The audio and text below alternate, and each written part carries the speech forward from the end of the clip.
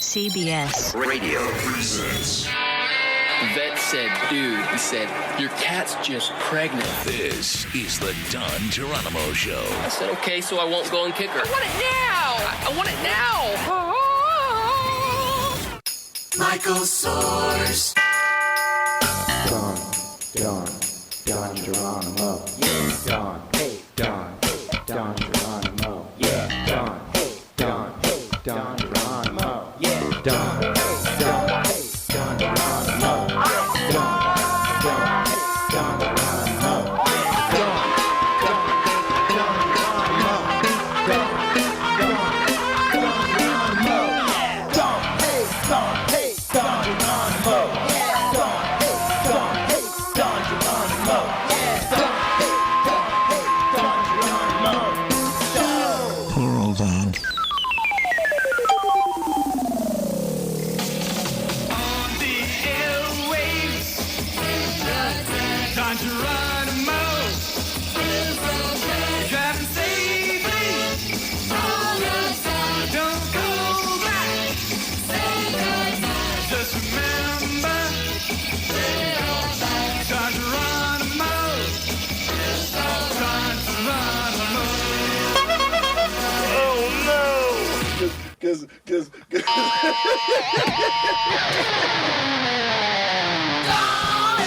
Donnie G.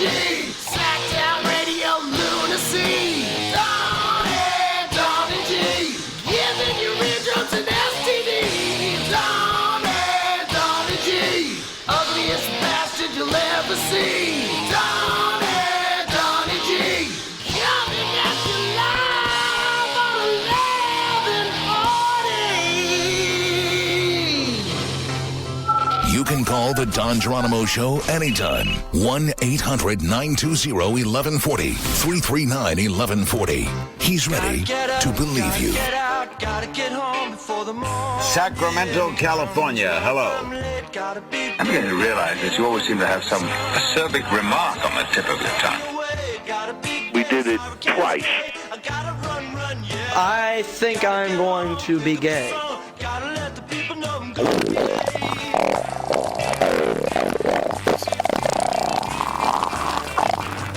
Hey, that's what we're talking about. I shot myself in the head. That was marked by a brown bear. Oh, 911. My dad just killed my mom. 911. Yes, I got a dead body over here in front of my house. 911. I shot my wife in the stomach with 38. 911. My family shot me. 911. I just killed my mom and my sister. Oh, my God. 911. I'm driving down Granby Street right before the zoo, and there was a lion that ran across the street, a baby lion, about the size of a Labrador Retriever. Baby lion. My son is assaulting me. Right, 911. Lay down there. The ambulance on its way, buddy. Be still. 911.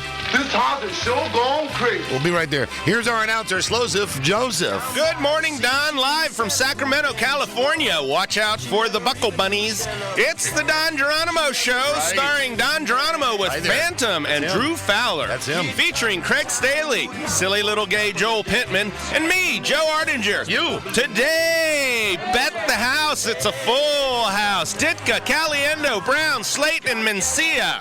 It's Friday, February 1st. Rabbit. The weekend's here. Have a can of beer. And now, the Niners cheerleaders left him behind, but you don't hear him bitching about it. Please welcome Don Geronimo. Just one pound too fat. What do you think of the name Don Geronimo? Well, that's me. Good morning. You Don Geronimo. Right. You Don Geronimo. Yes, ma'am. Sounds good. And Joe, you had it all in the opening. You had the weekends here. They had have a can of beer and rabbit. If you didn't say it the first thing this morning when you woke up, you're screwed, blued, and tattooed. Because it's So that explains it. It's a new month. It's Friday. It's February 1st, everybody. And good morning. You mentioned we have a jam-packed show, and we have as you called him, Brown. My friend James Brown, or as we call him, JB, will be joining us live from the Super Bowl, I think, like in 5 minutes, right, Joe? It's a very early call for JB. I'll call him right now. All right, so let's get JB on the phone. While we get JB, as Joe mentioned, this is pretty jam-packed today. Yeah. It's a Super Bowl of comedians today. It really is. It's Frank Caliendo, and Carlos Mencia, and Bobby Slayton, the Pitbull, and, of course, everyone's favorite, Mike Ditka. Sure. He's funny as hell. Oh, and Bobcat. Forgot about Bob Goldthwait. So we got a lot going on. We bowled yesterday. Oh, my God, did we bowl yesterday. I think we're finally ready to take the team out into public and have some real matches, I think. I think so, yeah. Yes. And the surprise player yesterday had to be, let's give it up for Slow Joe. Yeah, all right. Oh, my God, excited. Shocking. In that first game, he bowled something like a 52, something like his IQ. He bowled a 56, and I was talking to him this morning. That was the highest game in our 2 times bowling that he's ever done. Yeah, he ruled. And then Slow Joe took his shoes off. Oh, my God. And we were trying to tell him, you can't bowl without shoes on. And he kept saying, I told the manager, he said it's okay. So first time he goes up there without his shoes on, falls right on his ass on the slippery bowling I fell floor. on my knee. Okay. Yes. Doesn't matter. Not as funny. But listen, whatever he did the second game, he turned it around. What was your second game total? 141. God, it was like strike after strike. It was amazing. It was like a switch flip. It was like night and day. It really was, man. Congratulations. Natural-born athlete, Joseph NBA, baby. So listen, we got audio from there. Sadly, I wanted Craig to interview people who didn't look like him at strikes yesterday. And at one point, I came back to Drew and I said, hey, dude, do we have has Craig done his interview with any black people? And Drew says, hey, I'm sorry, no black people here today. Yeah, they were fresh out of. So what'd you do? We really were. Yes. What'd you do? Did you make the call before we got there? No, You cleared out before we got there? All right. Anyway, we'll discuss everything that happened in the bowling alley yesterday. Plus, I got to tell you what was going on inside that bathroom yesterday with no nothing towards strikes. Nothing. There was a guy in the bathroom. And I noticed that when he was done, he was in the stall, and he was done. He came out with his toilet paper and threw it away in the garbage can. Now, why you would not? Whoa. Yeah, we'll pick that up in a second. Let's talk to JB. Let's talk to my man JB James Brown. Here he is, everybody. I'm so happy he's joining us live from the Super Bowl. The host of the NFL today on CBS. Here is JB James Brown. Good morning, JB. To the whole crew. Now, you know what? My guy Don certainly always prepares me with the best possible segues. Now, I'm trying to think, what is the relevance of the segue with the tissue paper going in the trash can? JB, we go to JB. There was an irrelevance. I didn't know you were going to be on the phone right at that morning. We were out bowling yesterday, and I actually got into a conversation with the guy about it. This is not what I wanted to discuss with you, JB, but the guy said in his house growing up that they weren't allowed to put toilet paper down the toilet. To flush it. Yeah. Isn't that interesting? I've never. Wow. Have you ever heard of that, JB? Ever heard of just throwing toilet paper away in the garbage? But I know when we get done with this segment, I'm going to call back and talk to FloJo to see if she can give me some insight on this. Beautiful. So JB, listen, this has been like the week that CBS has taken over New Orleans. Everywhere you look, you see the stage, and you see the signs, and CBS is everywhere. Are you nearly burned out on this, friend, or are you just going 1,000%, a million miles an hour? Don, let me tell you, that is probably the most pertinent question that could be asked, because I know Bill Cowher, who's got energy for days, and I know I have this Barry White New Orleans sounding voice right now because it has been nonstop. Bill Cowher said, boy, they've gotten their money's worth out of us for sure. I guess it's been pretty good because we've got all of the CBS properties down here, and it seems like, just the entire corporation is here. And obviously we're doing the cross-promotion, trying to assist in every way possible. I just want to make certain I get to bed early enough on Saturday so as to be geared up for, as John Madden would say, the game is the thing. So that's what we need to be focused on. No kidding. But it's all good. Not a better host city from my perspective, Don, than New Orleans. Just an excellent host city. Yeah, JB, speaking of all of that and the cross-promotion, I know Monday that you were on the Talk, the CBS Talk show. Don, you didn't see that performance. Oh, no, listen, bro, I wanted to watch it, but when it was going to air here, they preempted it for Tiger, for the last round of the golf. Now, so I have to ask, I didn't see it. How did you do on the Talk? You know what? First of all, the topics I can handle that because anybody who's had a family and stays reasonably abreast of what's going on in life can add something to the conversation. But Don, Drew, Craig, let me tell you, your boy How'd it go? lost whatever cred there was. Oh, my JB. Which was all feigned anyway, because, Don, you know I didn't play football. So they have these placards of each of the show's co-hosts up there, and Aisha Tyler and was taking the football, throwing from about 20 yards away, trying to knock the placards down. She knocked all of them down. Oh, my. Julie Chen. Julie Chen said, JB, give her a hand. Don, your boy. Hey, every one of my balls missed her. Oh, God.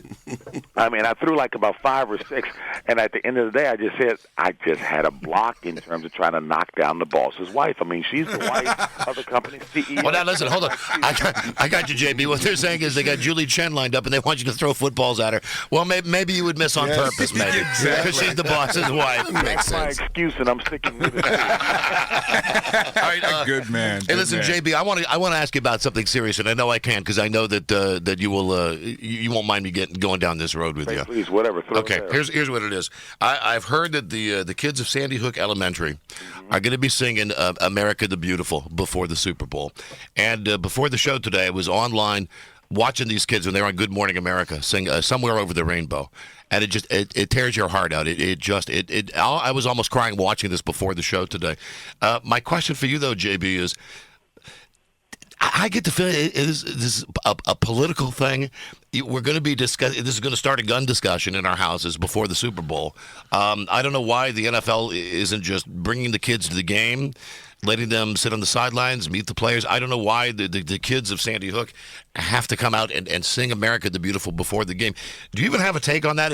Is there any talk like that I looked at that and thought, oh, boy, that's a political bee's nest that we don't want to get into at the Super Bowl? And you know good and well, if I had some insight, I would share it because it is worthy of discussion as well. But everything I've ever heard about it is that it was just an extension of an invitation, an extending, if you will, of an invitation for all the right reasons because the kids wanted to be there as well, too, and it made all the sense in the world. Look, when I heard at our production meeting yesterday that they were going to be there, and Don, as you mentioned, a zillion and one things to do. We've been going nonstop. I've been here since last Saturday, and doing full days, and I'm enjoying it very, very much. It's a part of the excitement.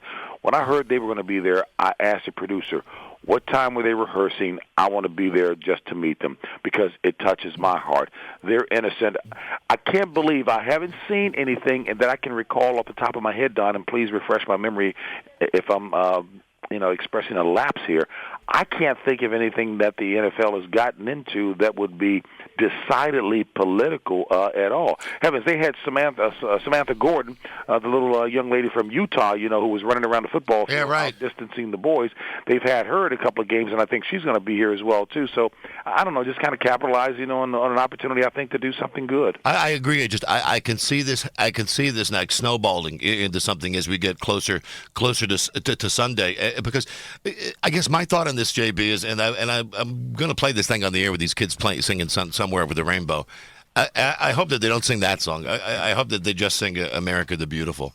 I don't know. I just want to know if there was any controversy about that. I bet there will be. No, and with some and it's probably a whole lot more than that, Don. But I think Media Day had like 5,000 reporters, and with everyone looking for some kind of an angle to talk about and to write back at the hometown newspaper on their blogs or what have you.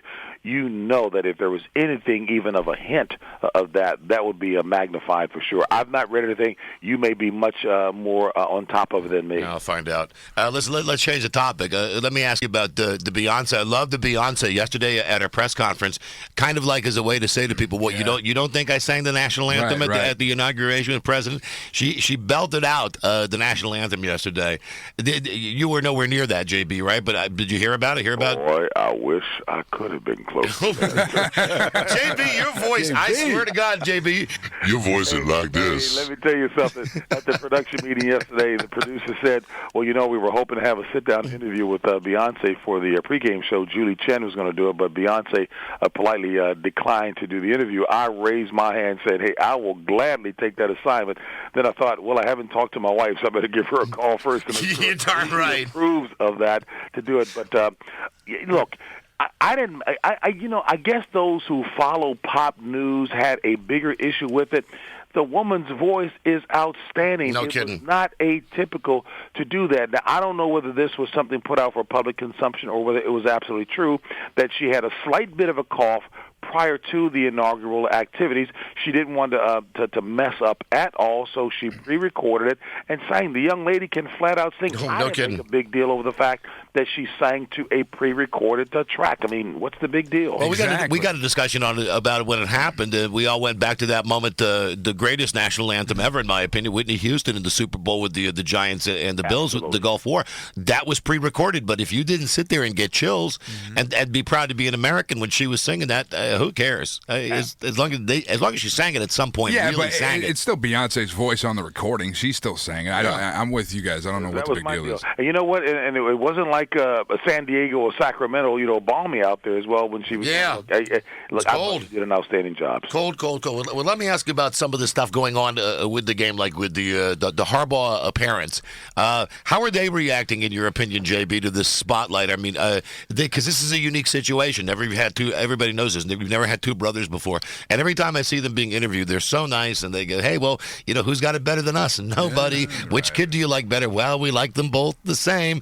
And it seems that maybe they're getting tired of answering the same questions over and over again. How are they holding up? They seem, and I just saw them on the CBS This Morning show as There you go. And I'm thinking, boy, have they been getting overtime worth of exposure. But what comes across is true Americana. It's very genuine. And look, all the folks down here, not just CBS, but everybody's trying to pull on them, so they can't say anything new. I'm loving the fact that the mom gives us the real-world inside look at how she tried to raise the kids.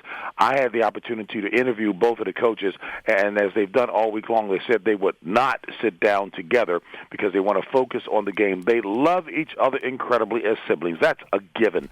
They're intense. They really want the attention to be on the team. They want to magnify and expose those things that have worked for them. All these kids have been playing for the longest time since, Pop Warner, Pee Wee football. So they're on the biggest stage possible, and the coaches are trying their very best to focus the attention on that as they get ready for Sunday.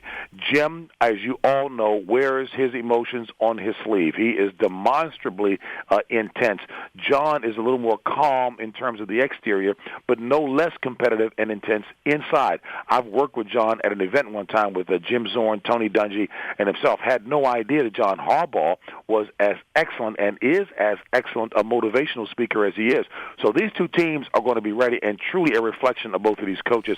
Hard-hitting, sparks will be flying.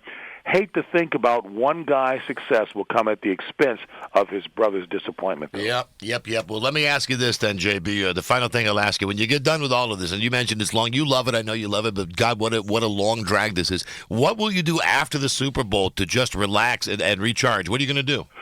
My wife Dorothy and I are blessed to have a little weekend getaway down in the country on the water. And, Don, I'm telling you, I can't wait to become a hermit and just go there and chill out and enjoy the wife of my youth. Yeah, you know what? She may not be calling me the husband of her. You got it right. Well, JB, I love you, and I think that you are just the best, and I want to thank you for your time. You are so busy. I appreciate this early morning call. And we'll all be watching, me and, 160 million other people will be watching you on Sunday. Hey, Don, Phantom, Drew, and Craig, thank you guys so very much. You know I love you guys and enjoy doing the show. Has Phantom done anything atypical this week at all, by the way? Question. Well, he went bowling yesterday. He looked like Billie Jean King again. See how why do you perpetuating that myth? He still has those Janet Reno glasses, too. And listen, JB, remember, you're on the Indeed count this weekend. It's the Super Bowl. Not one Indeed from you, please. Now, hey, Don, and before I go real quickly, I was mentally observing the number of folks that I said, and I think, 2 weeks ago, I said we did the AFC Championship game. I may have only slipped out 3 or 4 times on a couple of our broadcasts. So well, I got news for you, JB. We're going to be taping the entire broadcast from beginning to end, and we are going to isolate every single one of your folks and every single one of your Indeeds. So work on it, please. Okay, Mr. Ivy League? Hey, I love you guys very much. You. Have a great day, too. You too. Thank you, JB. Right, God bless you. Thank you. God bless you. It get better than JB? It doesn't get better. No, he's cool. He's the man. He's the flipping man. And here's the story about about the Sandy Hook kids. Jennifer Hudson will join the chorus from Sandy Hook Elementary School to sing America the Beautiful before the Super Bowl on Sunday. I mean, do you guys get what I'm saying? That I think that's a move that a lot of people are going to be sitting down, and whether you are for gun control, against gun control, whatever, for that moment before the Super Bowl, we're all going to be not thinking about the game that's happening. Right. We're going to be watching these sweet little kids singing. We're all going to, our hearts are going to get all mushed up before the game. Yep. Mm-hmm. Why do we got to do that? Really? Why can't we just bring the kids to the game and let them have a good time at the game? I've got no problem with that. Would you show them on TV if you brought them to the game through the NFL? I wouldn't mind. Yeah, I wouldn't find that objectionable if you had hey, and here are the kids from Sandy Hook who are down for the game. Sure. I mean, every team in the league wore the little stickers on the back of their helmets. Because having the kids sing is going to tug at your heartstrings, and then, of course, it's going to make you think about gun control. That's what I'm saying, man. Exactly. That's what I'm saying. That's exactly what it is. Well, at least they're not singing Somewhere Over the Rainbow, because if they were to sing... I heard that yesterday. I have not heard it. If they were to sing Somewhere Over the Rainbow, you forget it. You would just lose it. You would lose it. And here it is. Hold on. And we are back now with this very I got to plug it in. Hey, we're right back with very special... Go. Listening to them as well. I'm here with Amy Roebuck. And Amy, you spent so much time in Newtown since the shooting a month. Let me fast forward to the kids singing. And she's beside me singing along with me. See, this has killed me. I was listening to this before the show today. Yeah. Just the fact that they have the ukulele in the background and the little kids singing and the pictures of. They're showing the pictures of dead kids, kids that were killed up on the screen. This was on Good Morning America, where they brought them out to practice. Yeah, it just seems to me, I'm just going to state it again, it's politicizing our greatest sporting event. We don't need to. There's nothing wrong with highlighting these kids. This is an awful tragedy. This is one of the worst things. I'm not saying we shouldn't do something nice for these kids, but you plop them right at the beginning of the Super Bowl, and I guarantee that Wayne LaFont-Pierre, who the NRA guy, he's going to be going nuts. The NRA is going to be going nuts. It's like you're running a commercial saying, look what happened. Yeah. Look.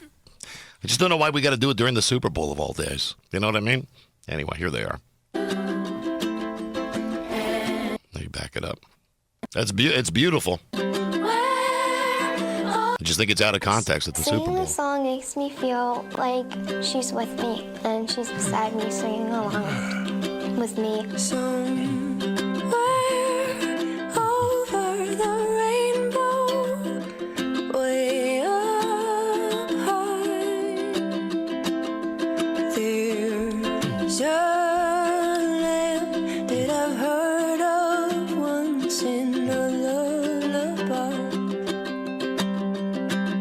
Somewhere over the rainbow, skies are blue, and the dreams that you dare to dream really do come true.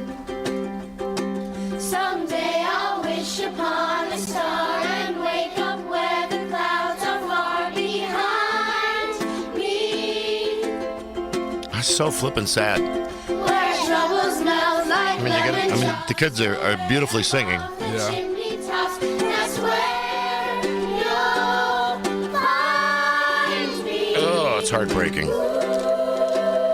See, the problem is there's no way that you can be a human being and not be affected by that. That's brutal, man.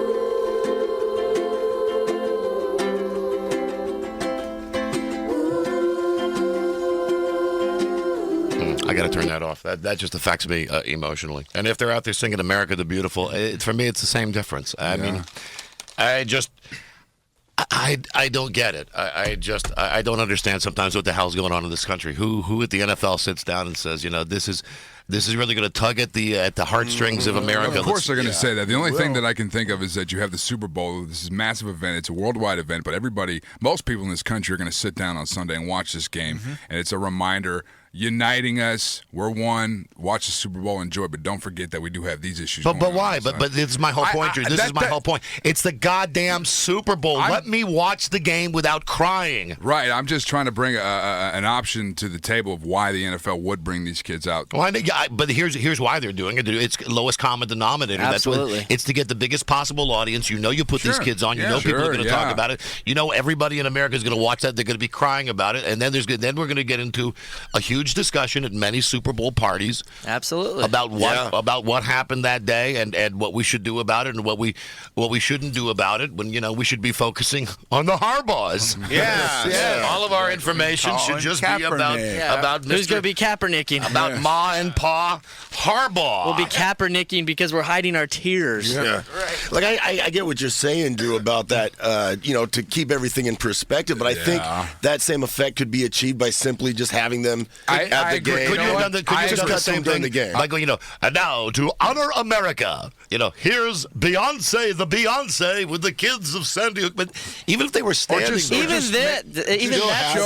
showing the kids in the audience, having a section would have the same effect. I understand what you're saying, and I agree with that, yes. But then you have to, I almost say if you have the kids there, then all of a sudden Phil and Nance become where they feel like they have to speak a part. They probably would. It's How touchy. can they not? How can they not? So they're gonna, and you know what it's gonna be, especially with Nancy. If they allow him to, and I can't see why they wouldn't. The only way you should own a gun is for your ex-wife. Oh, no, I don't think he would say something like. But you can see though, these kids, many of their futures gone. Look at the brave young soldiers, the young, Jesus. Just play Doritos ads and play the game. Just play the game. Just play the game. That's all I want. Play the game. Yeah, God forbid Bob Costas has his take at halftime. Thank God no Bob Costas this year. 45 minutes. And to answer your question about Nance, I think probably if they had anybody say something, they would go to JB because seriously, JB would be perfect. They know that JB would find a way to bridge to say to everybody, right? Don't be offended by this, don't be emotional about this. Let's all come together as Americans. But oh boy, maybe Dan Marino should just come out instead. I've been thinking. And now to honor America and tell us about his love child from 7 years ago, Hall of Famer and isotone glove wearer Dan Marino. You loved him in Ace Ventura. He'd bring his daughter out. Yeah. Do you think how big of a part of the broadcast the pregame is Dan going to be on Sunday? Oh, he'll be a huge part, but they won't mention it. Just like never will. Just like right now. Listen, it's out of deference to my friendship with JB. I don't want to put him in that situation. I mean, I felt that I could bring up the Sandy Hook thing with him, but I'm not going to. It was on my list but I'm not going to say to him, "Hey, how about that Dan Marino?" Huh? Because that puts JB in an awkward situation. Sure. The more I think about it, somebody, maybe it was Dan Marino's baby mama, someone was out to screw him because that baby was born 7 years ago. Yeah, 7.5 years ago, right? He's been paying all kinds of money for 7 years. Millions. Hush money. And now all of a sudden, Super Bowl weekend, there it is. Yes. It's out there for everybody. I'd want all that money back I gave that broad.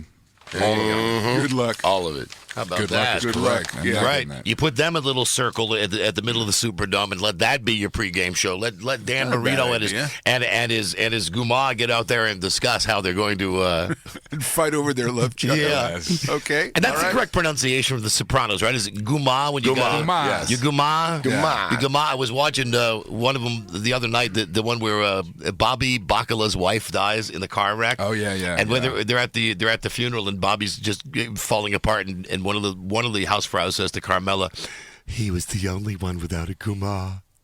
He really loved her." And all of the other mob wives are sitting there with their big Carmela soprano haircuts. All of them look at each other like, "Well, yeah, you're right. My husband bangs around. My husband bangs around. You're right. Yeah. Well, yeah. Poor old Bobby Bacala. Bobby Bacala. And didn't Janice Soprano end up moving in then with Bobby Bacala? Didn't they become like a couple? They did become a couple because didn't Janice whacked Richie? Remember Richie with the Manson lamp? Yes. I remember that episode because Tony was going to do it, and Janice called him crying, and he starts laughing on the phone when she calls him and tells him that she just shot him because she did the work for him. All right, good stuff. Listen, I got to do a break here to get away from this Sandy Hook thing. Thank you very much to JB James Brown. What a great way to start the show. James Brown live from the Super Bowl. Now, when we come back, we're going to be talking about our bowling experience yesterday. We got some audio of our bowling experience. We got to put out the call to get some teams that if you'd want to play us in a real-time match. And yes, I'll be telling you about the dude that got done wiping his butt. Wow. Then took the toilet paper and put it in the garbage can. And I normally wouldn't say anything, but it was only he and I in there. And I turned back and I said, that can't be good. Did you drop a dude on him? It may have been like a D-double-O-D. It might have been like a dude. Dude. I said, that can't be good. Wow. Yeah, and we got in disgusting. a whole discussion about it. He told me it's normal. All right. Absolutely normal. Very good. I look forward to it. 6:29. I'll be right back, everybody. CBS Sports Sacramento, CBS Sports Radio, Reno. Take your porn with you. Who said that? I don't want your giant box of pornography. This is the Don Geronimo Show. Well, as you know me, the British Mario know this. Come on, man. Word. We'll be right back after this word. CBS. Radio. You're thinking those are the biggest boobies you've ever seen. And I'm not afraid to admit it. This is the Don Geronimo Show. Oh, see, now you got me all excited. They're coming back. Did you say snake? A+ Radio, the Don Geronimo Show.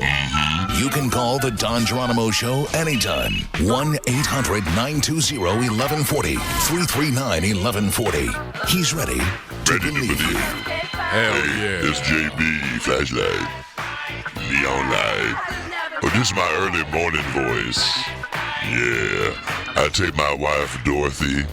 Yeah. And we go back back in the day when I was a young JB. Oh, Don, I can't throw footballs at Julie Chen. Throwing footballs at Julie Chen. She's the boss's wife, oh, Don. How's Phantom doing? What's new with the Phantom? He look like Billie Jean King. Drew and I had a game of which one of us he'd mentioned first, because he's the best guy at name checking.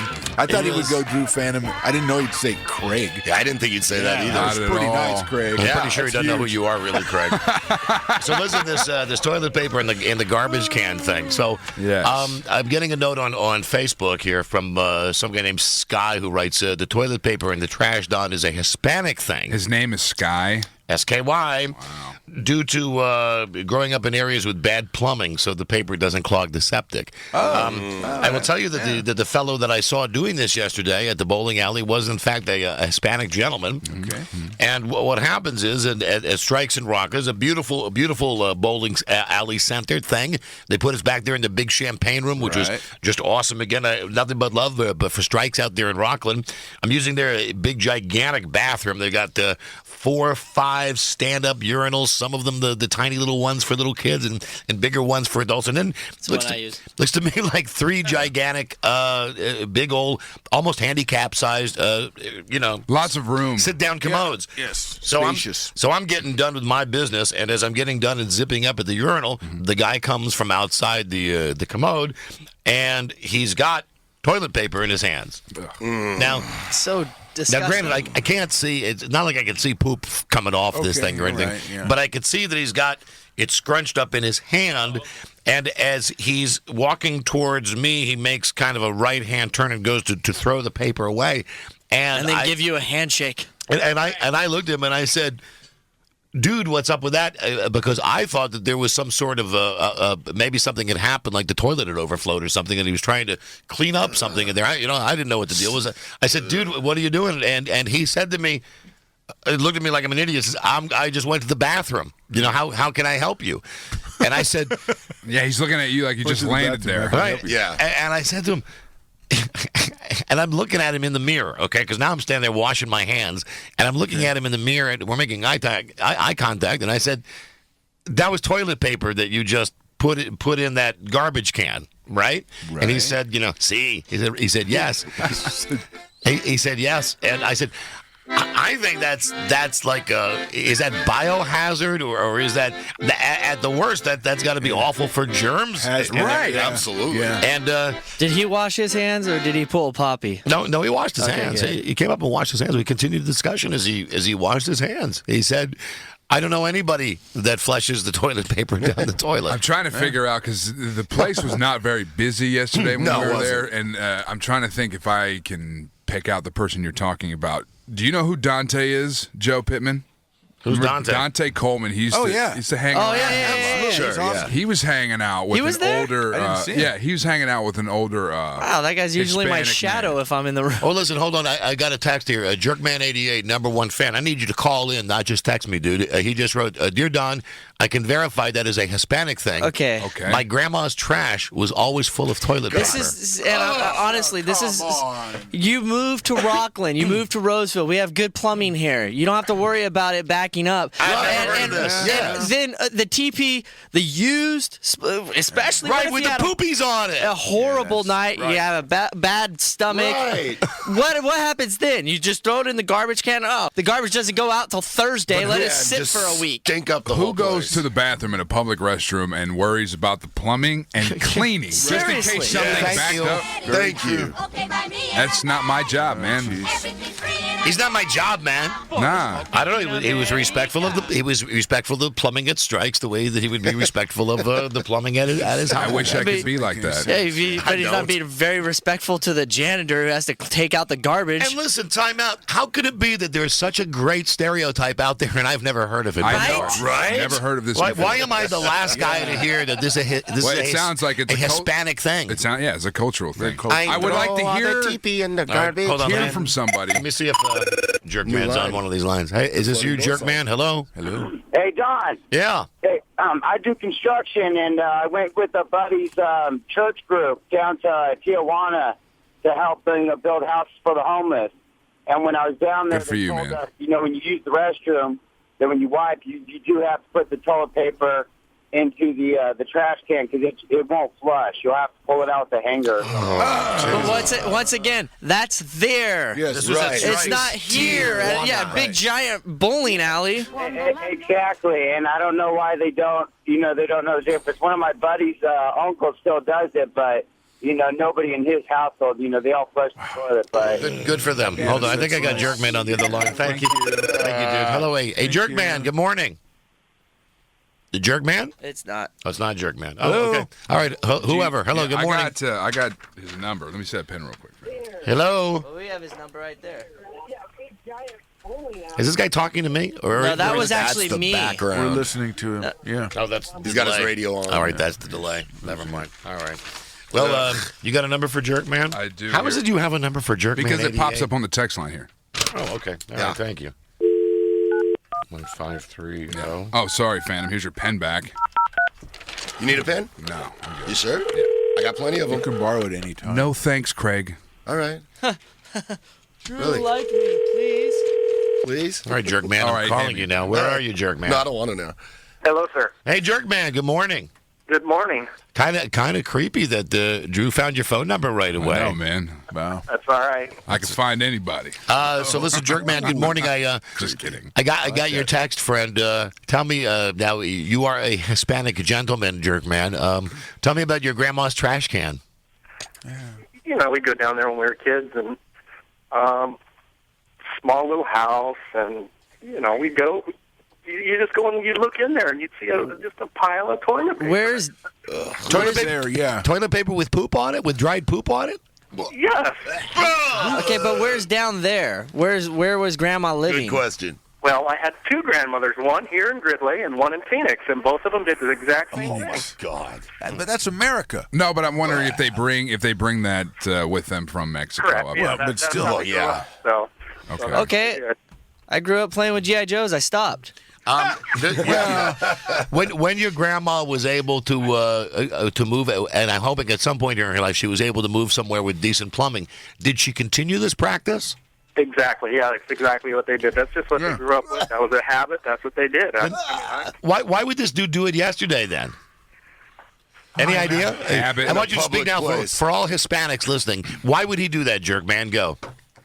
I imagine he grew up with that. It's his habit. It's ingrained into his DNA. That's how he's always done it. Well, speaking of DNA, what if you have a huge giant mess? Do you still throw that in the? Yeah. Well, no. Well, Like, here's a question, Jerkman. Now, how long would your grandmother wait until would she wait until the trash basket was full, overflowing? Or did she wait till garbage day? or was it once a week? Yeah. I don't know. I didn't live with her, so I mean, it was never overflowing. That's good. You would always look in there and you'd kind of take a look, and I would always flush it at her house, you know. Good man. Okay, well, did her bathroom smell like Stockton when you walked in? Forget it. I mean, well, he lives at Gridley's. You walk through the front door. It's got to smell like a baby's diaper. It has to. It has to smell. That's just the worst. Yeah. All right, jerk man. Well, thank you very much, and don't forget, call, don't text. I hate having to call you. Thank you, dude. I know, but I'm a working man, so. Yes, you are. So am I. All right. See you later.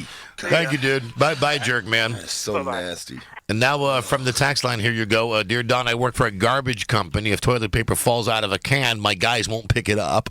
Well, that might be good just no matter what, I would think. Hey, do your job. From the 209. You're a garbage man. That's your job. Pick Don, out garbage. it's also an Asian thing.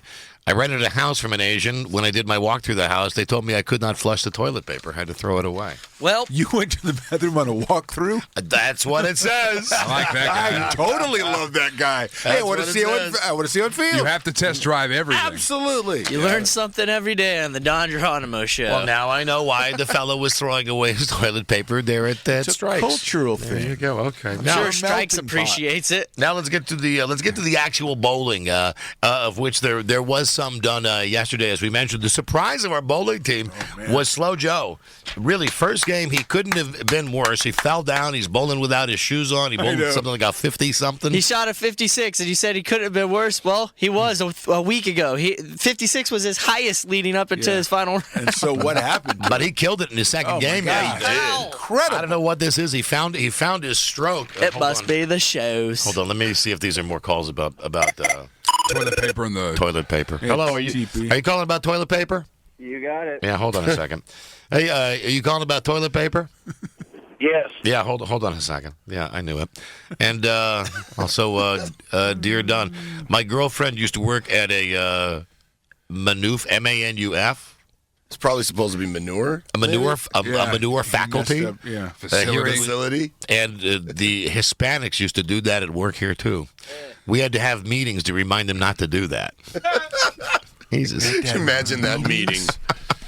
Oh my God. PowerPoint. Dear Don, if you had voted for Mitt Romney, none of this would have happened.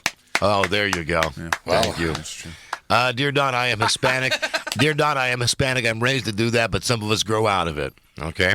Don, sometimes I have to blow my nose at a public restroom, and I use the toilet paper since it's softer, and I throw it in the trash. Well, now, there's nothing wrong with that. No, that's all right. There's nothing wrong with that, but if you're wiping your butt and then you're throwing it in the trash can, that's just There's wrong. a problem. Oh. That's big time wrong. Okay, hi there. Good morning. How are you? Good morning, Don. How you doing, bud? Hey, let's talk TP. Hey, I used to work at Big O Tires like 8 years ago, and there was like a 3-week stretch where every time I would go into the bathroom, there was a nice present in right on top of the garbage. I mean, not even trying to conceal it. Skids up, man. Skids up. up. I'm trying to figure it out. We called him the S-Paper Bandit. And finally we figured it out. It was this new guy, Jesse, straight from Mexico. And he looked at me like I was crazy, man. I lost my mind on him one day. I said, what are you doing? And he seemed like it was pretty normal. So, I'm throwing my toilet paper away, dude. What's your problem? Seems like it's pretty normal. What's your problem? Okay. Anyway, that's it. Have a good day, guys. Thank you for the call. Hey, toilet paper guy. Hello. Hello, how are you guys this morning? Hey, let's talk Hispanic toilet paper. We're disgusted. Hey, it's not just Hispanic or Asian. Really? Oh, no. And there you go. That's all he wanted to say. Jesus. That's all he wanted to say. Okay. I hope it was a massive heart attack. More on the tax line.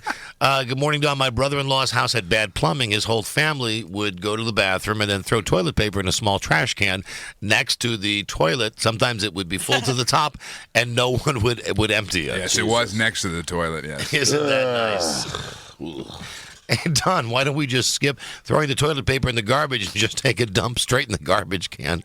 Skip the middleman. Yeah, seriously. Oh, that guy's calling back. Oh, good. Same guy? Yep. Okay. Hey, that's great. Same guy. Hi, same guy. How you doing?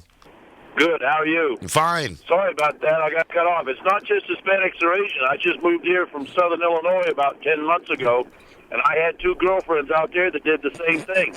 Oh, really? Classy chicks. They were raised because of the the septic system. Oh my God, they wouldn't be my girlfriend hold so long. on. Explain this to me. The first time you're with one of these girls, and she goes to the bathroom, and she goes poopy poop, and she comes out, and she got the toilet paper in her hand, and she throws it in the garbage. How come you just didn't get in your car and leave right at that moment? I basically explained to her that they come a long way. Because her name was Nell. 20, 30 years. Thank you. So were you able to educate both women as to you can put toilet paper down the toilet? Yes, I was. Oh, good. Then you changed lives. You changed lives. You impacted I'm just people. saying it's not just a cultural thing. It's the way it was back in the older days, and some people just aren't up to date on it. Now wait, just so I get my We stereotypes. have the oldest of days here. Just so I get my stereotypes correct, these girls that you dated in Illinois, were they Hispanic? No, they were normal. They were Illinoisan? They were normal white Americana girls. Yeah. Okay, normal white American of girls. Where would they pick up that practice? Northern Wayne American girls. Yeah, where do you think they learned that? Yeah, That's a good question. not something you get taught when you're smaller. Yeah. I don't think.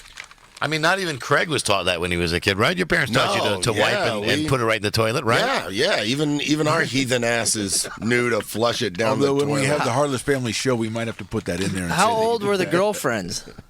One was 11. in her 50s. The other was about Dude. 36 or 7. Wow, dude. I don't know why I find it more disturbing that it's a chick in her 50s. She's staffing the 50-year-old. She's been doing it her whole life. 50-year-old woman, right, that's just been wiping her ass and throwing it in a trash No can. wonder she was single. She's semi-attractive. I will give you $50 though if you take. They were both very attractive, and yes, they're both still single. All right. Yeah, Thank you, dude. because I'll of get- their practice. Thank you for the call. Been married 3 times. Yeah. There you go. Sounds like a lovely lady. Yeah, Wow. winner. Don, Yeah? nah, you won't need to do it. Craig, I'll give you $50 if you do that today. Oh, come on, dude. Wow, Seriously. Joe has a lot of $50 money. Hello. Phone scan. Joe has a Hello. lot of Or not a money. phone scan. Yeah. I don't know why I said that. It seems like a phone scan. That's okay. This is good. Toilet paper time. Hello. Wow. That's a good topic. Hello, toilet paper. Hello? Hello.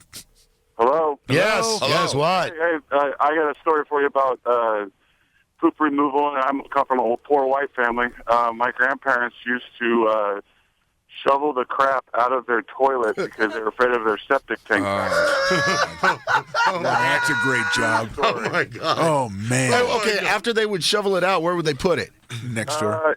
To be honest with you, I don't know. Obviously, I wasn't alive back then. but they were God. Oh, definitely before you were afraid of born. everything backing up. I would assume they would bury it somewhere. Why don't they just go outside and do were the they business in a cats? hole? Yes. Very good question. I don't know. I'll have to ask my dad. I'm sure he would do that from time to time. Call him right now. All right. Thank you, dude. Thank you very much. Find out. Hello. Hello. Thanks for the call, sir. Thank you. Done and done. Yeah.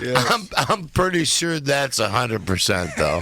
Yeah. We were all thinking that. Yes, I'm well glad you voiced it. I'm pretty sure that person absolutely does that. Yes.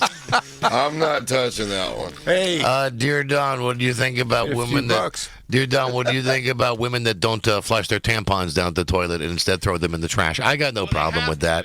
I got no problem with that. Yes, get it out of the really bathroom It's better anyway. than eating it like that 15-year-old did in that video. Stop it, Joe. Hey, that's not fair. My friend Remember that, Drew. Drew? Remember Yes, I do, Ardinger. I remember that. Here's another text. Very disturbing. You city folk have sewer systems. We rural folk have septic systems. Yes. Okay. Right. Dear Don, Judge Fudge here. My great-grandmother grew up with bad plumbing in Louisiana back in the 20s and 30s. They used to do the exact same thing. Thankfully, they're dead now. That was 100 years ago. No one likes death like Joe. No one, You say Dad and Joe laugh. no one loves death like little Joe Pittman. Can't wait. When you think of promo. death, think of Joe. Hello, good morning. Toilet radio. Yeah, I got a secret to tell you. Yeah. Okay. Black Ron is a left-hander. Black Ron is a left-hander. Black Ron Is this the hanky-panky guy? HP, it's HP. Black Ron Hey, but it's is not a a phone left-hander. Yeah, it's not a phone scan. That's all right. Left-hander. Yeah, I don't like the song. You can do better, dude. Bad You content. can do better, dude. Inside. You know what? You got inside, If man. that's the real guy, he tweeted you and I last night, Don, that he had a surprise for us a surprise call. He said this. Well, is the that's an awful hanky-panky. surprise. That was That's an awful surprise. Don't call your shot, Babe Ruth. If that's the case. Okay, listen to that. Thank you, everybody, for helping me solve that riddle. Now I understand what was going on. Hold on 1 second before we hit a break here. I want to hear just a little bit of the bowling from yesterday.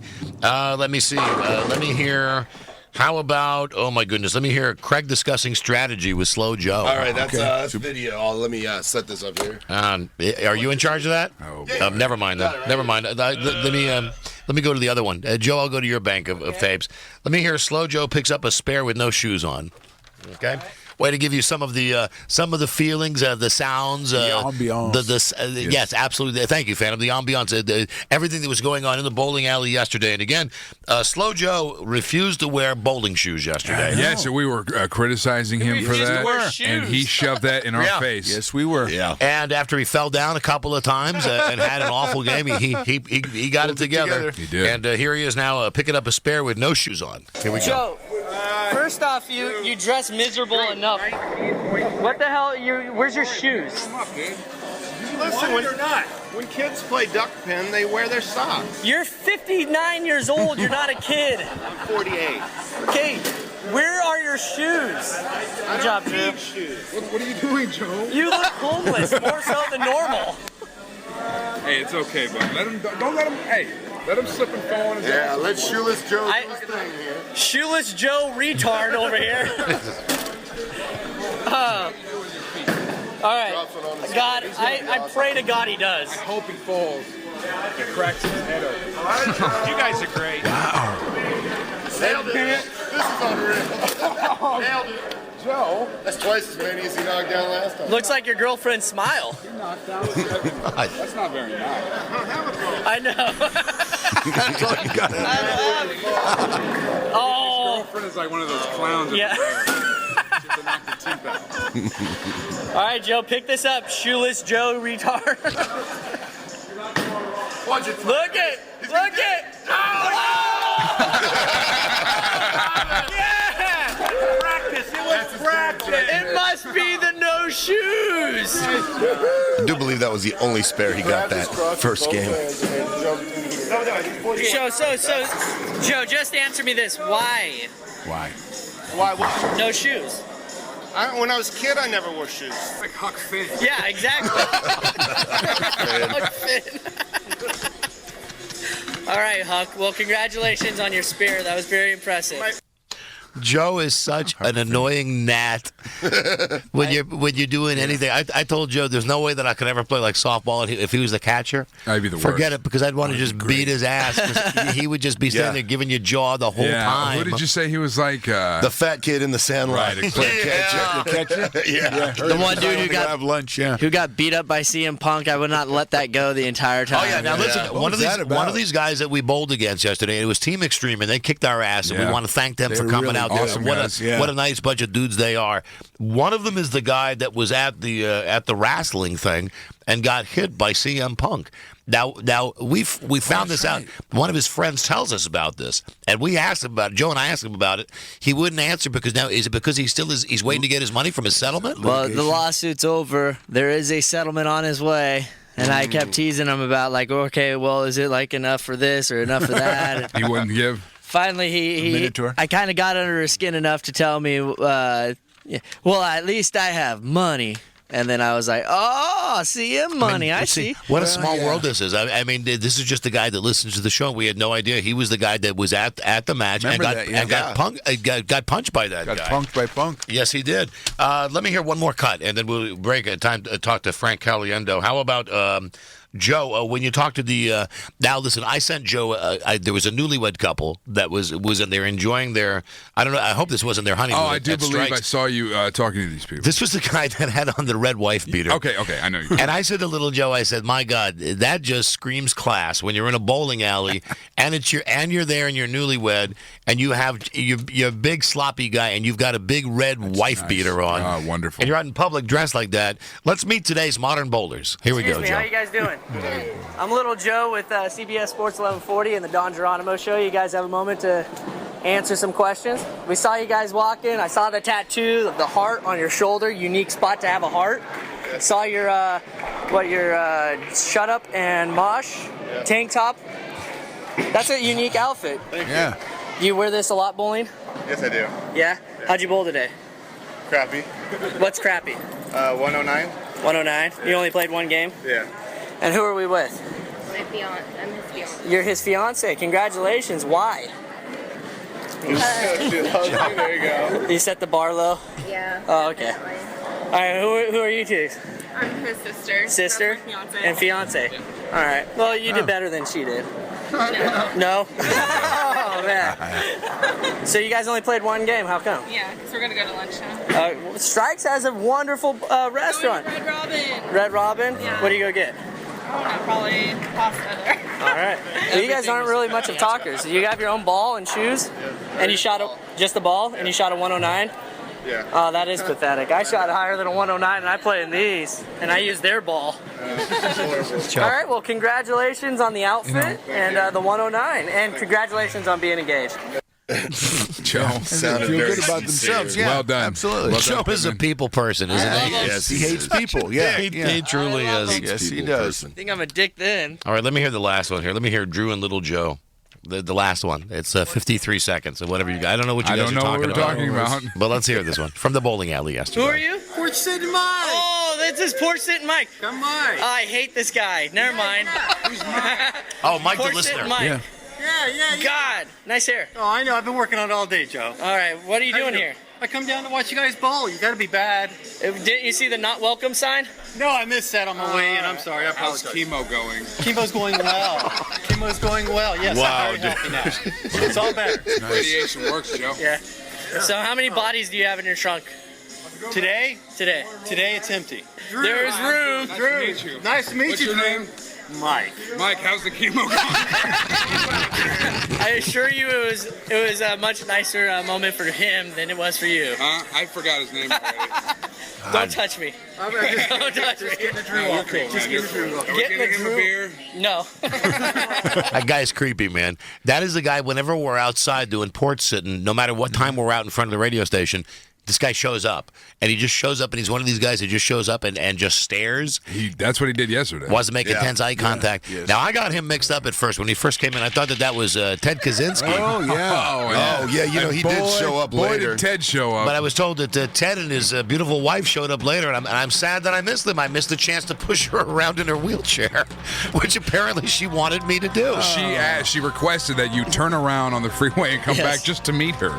Yeah, I Just to give her said, a yeah, I'll ride. get right on that. I got a text. I got a text from Little Joe saying that Ted Kaczynski's here with his girlfriend in the wheelchair. They would like you to turn your car around, come back, and push her around. That's exactly how nice I put it too. That's no BS. That's did. exactly what she Yeah, wanted. that's what she asked me as well. You did. From our text line, how the hell does Joe just not get bitch slapped all the time? I was wondering that. That's a great question. Little Joe is lucky that guy didn't eat him. Well, you're right about that too. Anyway, that's your bowling recap. We got more, but I got to break everybody. Frank Caliendo's next. 7:06. Don Geronimo, CBS Sports Radio Sacramento, CBS Sports Radio Reno. You just walk away now and save yourself the embarrassment. And it just keeps getting better. Yeah. Well, you're the one, Amanda. Who's gonna be embarrassed? This is the Don Geronimo Show. Someone in there called me. Damn, that was good. And now, ladies and gentlemen, CBS Radio presents. Whoa. Hey, you're gonna bust a nut, and I'm not talking that good kind. This is the Don Geronimo Show. You're gonna get a lap dance. Really? Yeah. Pretend like you never got it. That's what I did with my STD test. Oh, wow. You just like that. Yes. Right? The Don Geronimo Show. Right? You can call the Don Geronimo Show anytime. 1-800-920-1140. 339-1140. He's ready to believe you. I am just looking at my cut sheet of all these cuts we have of the guy who was on Dr. Phil yesterday. Oh, yes. The fake girlfriend guy. Yeah, got to get to those in a second. But first, joining us from the Super Bowl in Radio Row, here, Frank. First, how about the weather, Phantom? Brought to you by Cash Creek's Year of Fortune, $888 in bonus play every hour from 2 p.m. till 10 p.m. Visit cashcreek.com for details. High of 67 in Sacramento, low tonight of 33. Reno, sunny, a high of 53 and a low of 26. Reno right now, 27. Sacramento, 38. Thank you, Fan. And here we go. Now joining us from Radio Row and New Orleans, here is Frank Caliendo. Good morning, Frank. Hey, Frank. Hey, guys. How are you? Hi, Morning, Frank. Frank, what a drag it must be to be Frank Caliendo today, being brought from DJ to DJ when they get you there, and it's like dance, monkey, dance, do your little joke for us, and then on to the next one. How many DJs have you been with today? How many? Let's see. Probably only about 20 or so far. Only about 20. And Frank, I know you never like talking bad about anybody because you got class, but can you tell us, was there a best experience today and a worst experience today? There been some pretty good ones. There was one news station, not nude station, news station that was the guy said he was a big fan of mine, but had absolutely no idea that I did impressions, and then had somebody else writing down what voices I should do throughout the interview while he continued to tell me how much he loved everything I did on television. Don't you just sometimes wish you could just call a guy out like that? I know it's not your nature, but wouldn't it just be great to go? It was just kind of weird. I was just sitting there going, you don't know what you're doing. And then he was off the air, was just like swearing and doing all this kind of stuff, just talking like crazy filthy. Trying to impress you, I bet. Yeah. And it was, I guess that was it. I mean, I don't care if a person normally talks like that, but this guy obviously didn't normally talk like that because everybody around was like going, oh. Well, I gotta start here, Frank, with a big ol' hairy compliment, and I mean it. The last bit that you did on ESPN, where your Rome is fantastic, but you had Rome and Ditka. And your Ditka with that big oversized Super Bowl ring, and the way that you have his cadence so down with him chewing gum with the sunglasses. I mean, I think your Ditka, I'm not kidding, your Gruden is awesome, your Madden's awesome. Your Ditka might be the most right-on one that you've ever done. Seriously, Frank. I love it. I would be honest with you, I thought it was good. I was really ditchy getting there every damn time. And you know it's like that. You go out there and you do stuff, and that's when you try to figure it out, and you're doing dumb people are trying to figure it out. And then slowly it becomes you host. I'm not even trying to do it and see how it becomes me without even making an attempt. It is just... the guy I've been doing that. I was working on Adam Schefter, right? Oh, really? Oh, that's going to be cool. Yeah, I've been working on it for like a week or so, and it wasn't very good. And Schefter came up to me yesterday, and we talked about it for like 20 minutes. And he was kind of like giving me insider information on Adam Schefter. So I started working on it, and then I talked to Rick Riley, who gave me some pointers on, because they're really good friends, and it was pretty cool because everything comes down to, according to my sources, at this point in time, the possibility of something happening in the NFL next year is definitely reasonable, that they will be somewhat affiliated with using leather helmets. Frank, I swear do you have any idea? You must. Do you have any idea how right on that is? He wants it. I'm telling you, in a day, it's gone from before it sounded like Phineas from Phineas and Ferb. And in a day it became, I don't know what it is. All of a sudden, it must have been just talking to him, because he goes, you do a lot of guys that are very good. But right now, I'm not sure if you're nailing me the way you nail a John Gruden or somebody else at the network, but the possibilities are definitely there. Frank, have you ever had a guy come up? Have you ever had a guy like that come up to you and offer himself, say, here I am, here's how I talk, here's how you do my voice? You ever had that before? A guy who said at one time the coolest guy for me was Sal Palantonio years ago. Yeah, came up to me and just he was like, "You got it. That would be. I can't do it yet. I was one of I was never going to do it, Fox, but it's one I think it would be great on ESPN." He's like, "You got it. I'd love it if you did. I'd be honored." And he just kept going on it. I felt like I was in the Godfather 4. Now, what kind of what is it like, Frank, being you down there at Radio Row and you got to be recognized everywhere where you're going now, because you're out there all the time. What is it like? Are you getting the rock star treatment? Are you getting fans coming up to you and digging on what you're doing? No.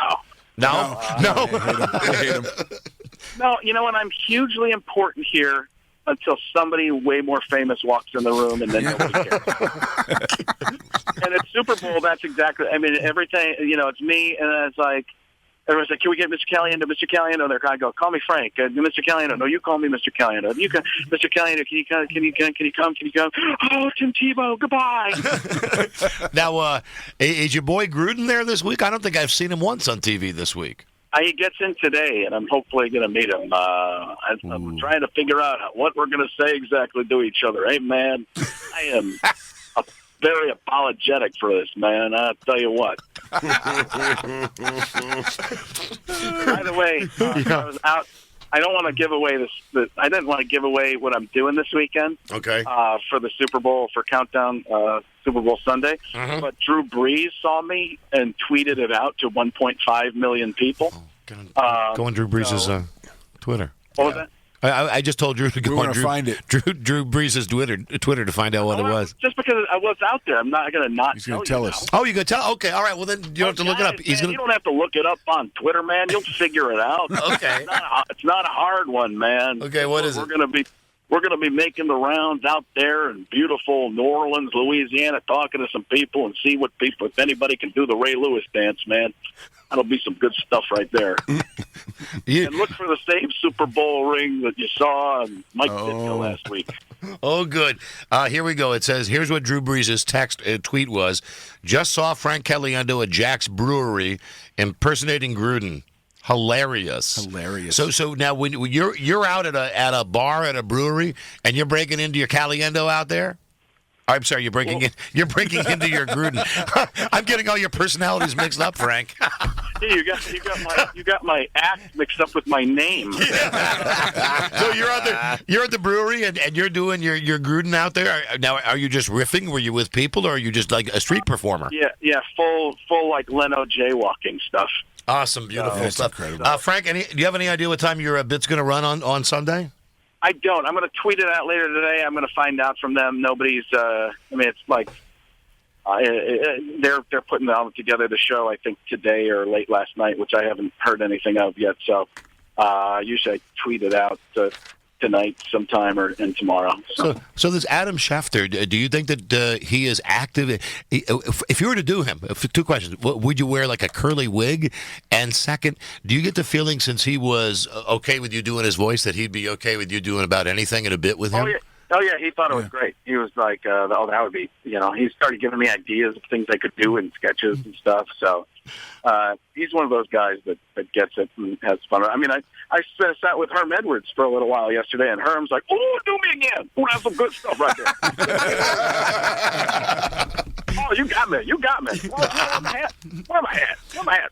You look good in the hat. Oh, that's good. How do players? You mentioned Drew Brees and that tweet he put out about you, which was very nice. How do the players react? Because I'm guessing during the year they don't have a lot of time to watch the show, but maybe they catch video clips, or maybe somebody says to them, "Dude, he does this guy or this guy." With all those players down there, how are they reacting to you this week? I saw Donald Driver yesterday, and he was cool. I mean, he was very nice about it. I actually was doing some Madden stuff with him because of the Brett Favre connection, and then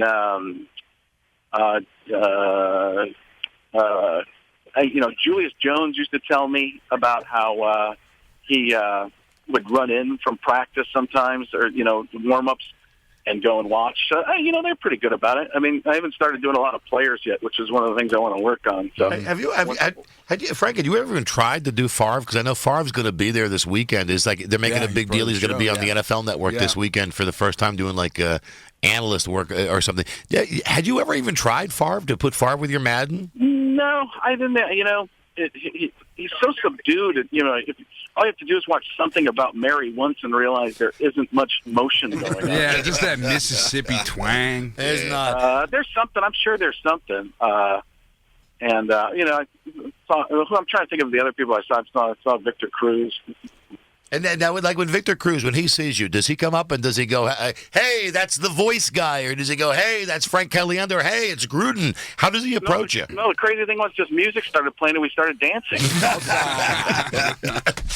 All right, Frank, listen, I don't want to keep you past your allotted 10 minutes here. Where are you going next on Radio Row when you're done with us? Are you done with Radio Row? I am not sure. Probably looks like Dallas is going to be right here. They're right next to me. So. All right, well, go have a good time, and I do appreciate your time. And we'll watch you Sunday on ESPN. I'm sure it'll be a great bit. Thank you, Frank. Good talking to you as always, dude. All right, thanks, guys. You got Right it. on, Frank. Bye-bye. There you go. Look at that. Right on the mark, Joe. 10 minutes. Huh? There you go. Suck it. I love you, buddy. Suck it. There you go. Thank you, Frank Caliendo.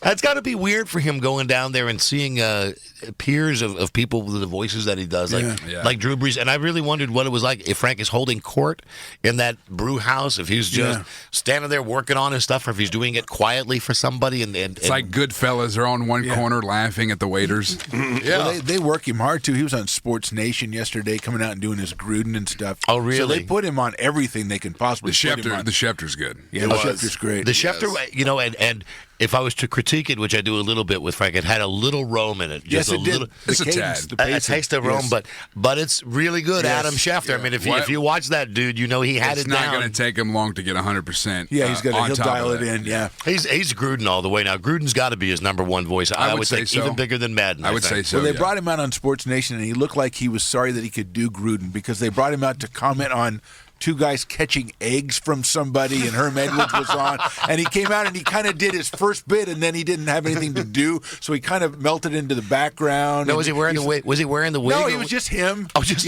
him. And he was doing his Gruden, and he gave a little commentary on one thing, and then they kept going with the bit, and he had nowhere to go because they were on a stage. Oh, they were trying to drive it. Yeah, so he kind of went, oh, I guess I'll stand over here in the corner. It was he looked kind of. You still awkward. watch that show, even though that guy left? The what's his name? The Colin Cowherd guy. Yeah, it's not nearly as good, but I was watching it because it's from. I want to see what's her name's wearing. But Michelle Beadle left too. Yeah, she's gone. Yes, she's gone. You know a show that I will watch sometimes on ESPN, but it really depends on who's on the panel. Is that Around the Horn? Oh, sure. I find that annoying. It's a great show. If they got a good panel, like I like Woody Page and I like Bob Ryan. Bob Ryan, yeah. Jay Mariotti, Adonde. But they're bringing in some new guys now, and it's like I look at it and I go, I think first of all, I think they're being politically correct because they got to bring like a Hispanic guy, and they got to make sure they got enough black guys to balance out the white guys. Once in a while, a woman. Yeah, and oh my God, Jackie who's McMullen or Jackie McMullen? Jackie McMullen. That giraffe neck. I mean, what the hell is going on with her? You have to put a parentheses behind around woman there, Phantom. Yeah, Jesus Christ, that's a she-male. That's what that is. It's a man baby. It's a man baby. And she always dresses like Maude. If you remember the old TV show Maude. I think that's just how she dresses. She's not going for a look. Very Maude-ish. All right, listen, I got a second here before Bobcat. Let me give just a couple of these things from Dr. Phil. With the guy with Manti Te'o's a fake girlfriend, who was really a guy. Yeah, and these names are just too much for me. This Tuiasopo, and Te'o, and just all of this crap, blah blah blah. So it comes out in the interview that the fake girlfriend, actually fell in love with the Notre Dame football player while he was doing this scam, while he was pretending to be a girl. Full on, man-on-man, homo love. You know, the type that 49er guy doesn't like. So Dr. Phil asks him if this means he was gay. Okay? That's a good question by Dr. Phil, and here's the answer now. Let's go. Cut 11, please. Number 11. Are you gay? Honestly, I'm so confused. I'm so lost, and I'm just finding me, and this whole experience and all these problems are introducing me to myself through everything. But what you know is that you did have romantic feelings for another man. Yes. You know, you've heard of recovering drug addicts. It takes a lot of courage to stand and say that, to recover from homosexuality and this type of thing, not just that. Wait. Whoa. Recovering. He's a recovering homosexual? Is that what he just said? That's what he just said. He's one day at a time. He is comparing being gay to being an alcoholic. You go to gay A for that? Dude, he's messed up in the head right now. Drug addicts. It takes a lot of courage to stand and say that, to recover from homosexuality and this type of thing, not just that, but coming back to your real life. As hard of a task it is, I'm going to do all that I can to live right. Good. To recover. Recovering homosexual. 12-step program. Wow, man. Yeah. Hi, everybody. I'm Renee, and I'm a homosexual. Hi, Renee. Hi. All right.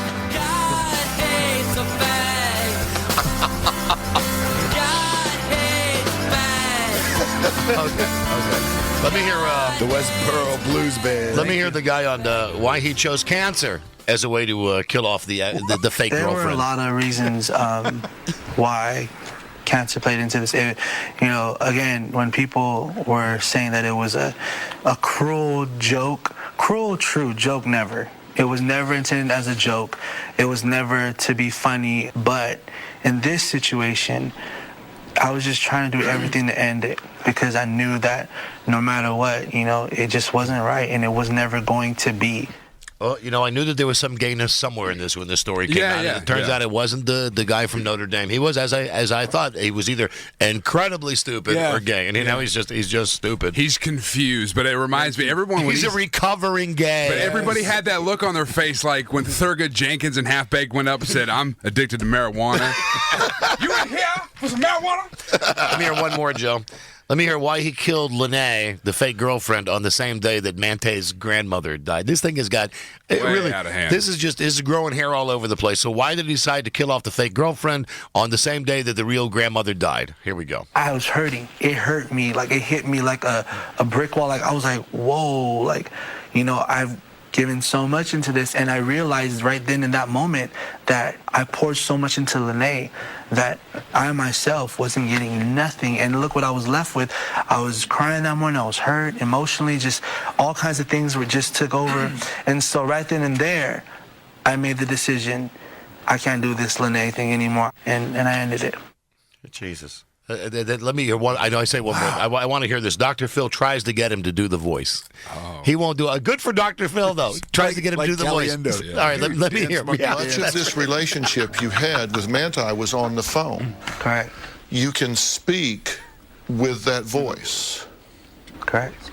Let me hear that voice. There you go. No. I can't. Give me a little of the voice. I'm sorry. It's really awkward and uncomfortable. I think it's important. If you want people to believe that he didn't know about this, they need to know that voice comes out of you. Good for Dr. Phil. I'll give him good for Dr. Phil. Do your math. Come on, friend. You're the best, man. He's just like dance monkey dance, like with Caliendo. Caliendo. Do the voice. Come on. Well, I got more of that. I'll give Dr. Phil some credit. Good for him for asking. Yeah, hardly ever think that Dr. Phil asked the right questions, but I think he did. Did he say what were you thinking? He must have said that. He has to say that somewhere. Yes. All right, I got much more on that. I got a break here. Bob Goldthwait, right? We're going to hit the mark with my man Bob. But we come right back, everybody. CBS Sports Radio, Sacramento, CBS Sports Radio, Reno. Attention, everyone! Hold still! There's more. I gotta go to the bathroom, Daddy. Whoa, let's all just put a break on that for a second. This is the Don Geronimo Show. Hey, what up? Not now, damn it! CBS. Hello there, and welcome to... This is the Don Geronimo Show. If it ever fails, again. that's a huge... We'll replace it free for life. Order now. Don't care. The Don Geronimo Show. Here we go. You can call the Don Geronimo Show anytime. 1-800-920-1140. 339-1140. He's ready to believe you. Listen to, you know that I've been a big fan of Bob Goldthwait since way back in the day. Bob's given me some really great radio over the years. I consider him a buddy, and here he is now, everybody. Hey, Bob, good morning. Hey, good morning. There he is, Bob Goldthwait. Want to mention, do your plug right here, Bob. Bob is at Rooster Teeth Feathers, and that's in Sunnyvale. He's there through tomorrow night. How'd the show go last night? Well, no one got hurt, no, it actually went fine, but it was really funny because there was like people who had like copies of Hot to Trot for me to sign in the front row, and then the other guy had a police academy. This is a 100% true story from last night, and I'm making jokes, whatever. I'm not, I don't go around going, I'm an artiste, you can't bring up my talking horse past. It's 100% true. This guy from France was there, and he goes, he is loved in France. You don't know. You're like the Jerry Lewis of France. Yeah, I'm like the Jerry Lewis now, though. Unfortunately, Bob, I got to start with a big old compliment that movie that you put out last year, your movie God Bless America. Mm-hmm. Oh yeah. I got to tell you, dude, I'm not lying, Bob. That movie is flippin' brilliant. I love it. I love the edge in the movie. I love what you do with violence. I love the underscored message of that movie. What is the deal with God Bless America? Is it out on DVD now? Yeah, folks can get it like on most places like Netflix, and thanks for the compliment and stuff. Yeah, I think people get confused a lot by the movie that because it is. I'm not backpedaling. I mean, it is. I like to say it's a very violent movie about kindness, but yeah. But it's not just like a laundry list of people that drive me nuts. It really is like kind of I wanted to question where are we going as people, and if I just made some whiny doc, the only person that would have watched it would have been like me and Al Gore or something. So, I think if you're going to put that message out, why not, do it in violence? I'm actually, I don't, I feel bad. I see Tarantino right now backpedaling a little bit about the gun violence and violence in his movies, and if you should just go, I'm putting Tarantino, cram it. Yeah, hey, Bob, let me ask you something, because I know you'll give me an honest answer. Earlier today in the show, I was talking about the fact that at the Super Bowl this weekend, they're bringing out the kids from Sandy Hook Elementary School, and they're going to sing "God Bless America" before the game. And I was of the mindset that it's a little too political. It's like you're putting gun violence right in the middle of my Super Bowl. Like you're going to make me look at these little kids, and whether you're for or against guns, you're going to be thinking about it 1 minute before the Super Bowl. What do you think about that, Bob, as a right-thinking American? Well, I think people really don't. There's no period of grief anymore. Everything turns into something. The initial outpouring from people is sincere, but all of a sudden everything becomes about everybody else. Like, my movie got gun violence in it, and suddenly there was people there's this crackpot minister in North Carolina, trying to tie in my movie with what happened, Oh, you're kidding? I didn't know that, Bob.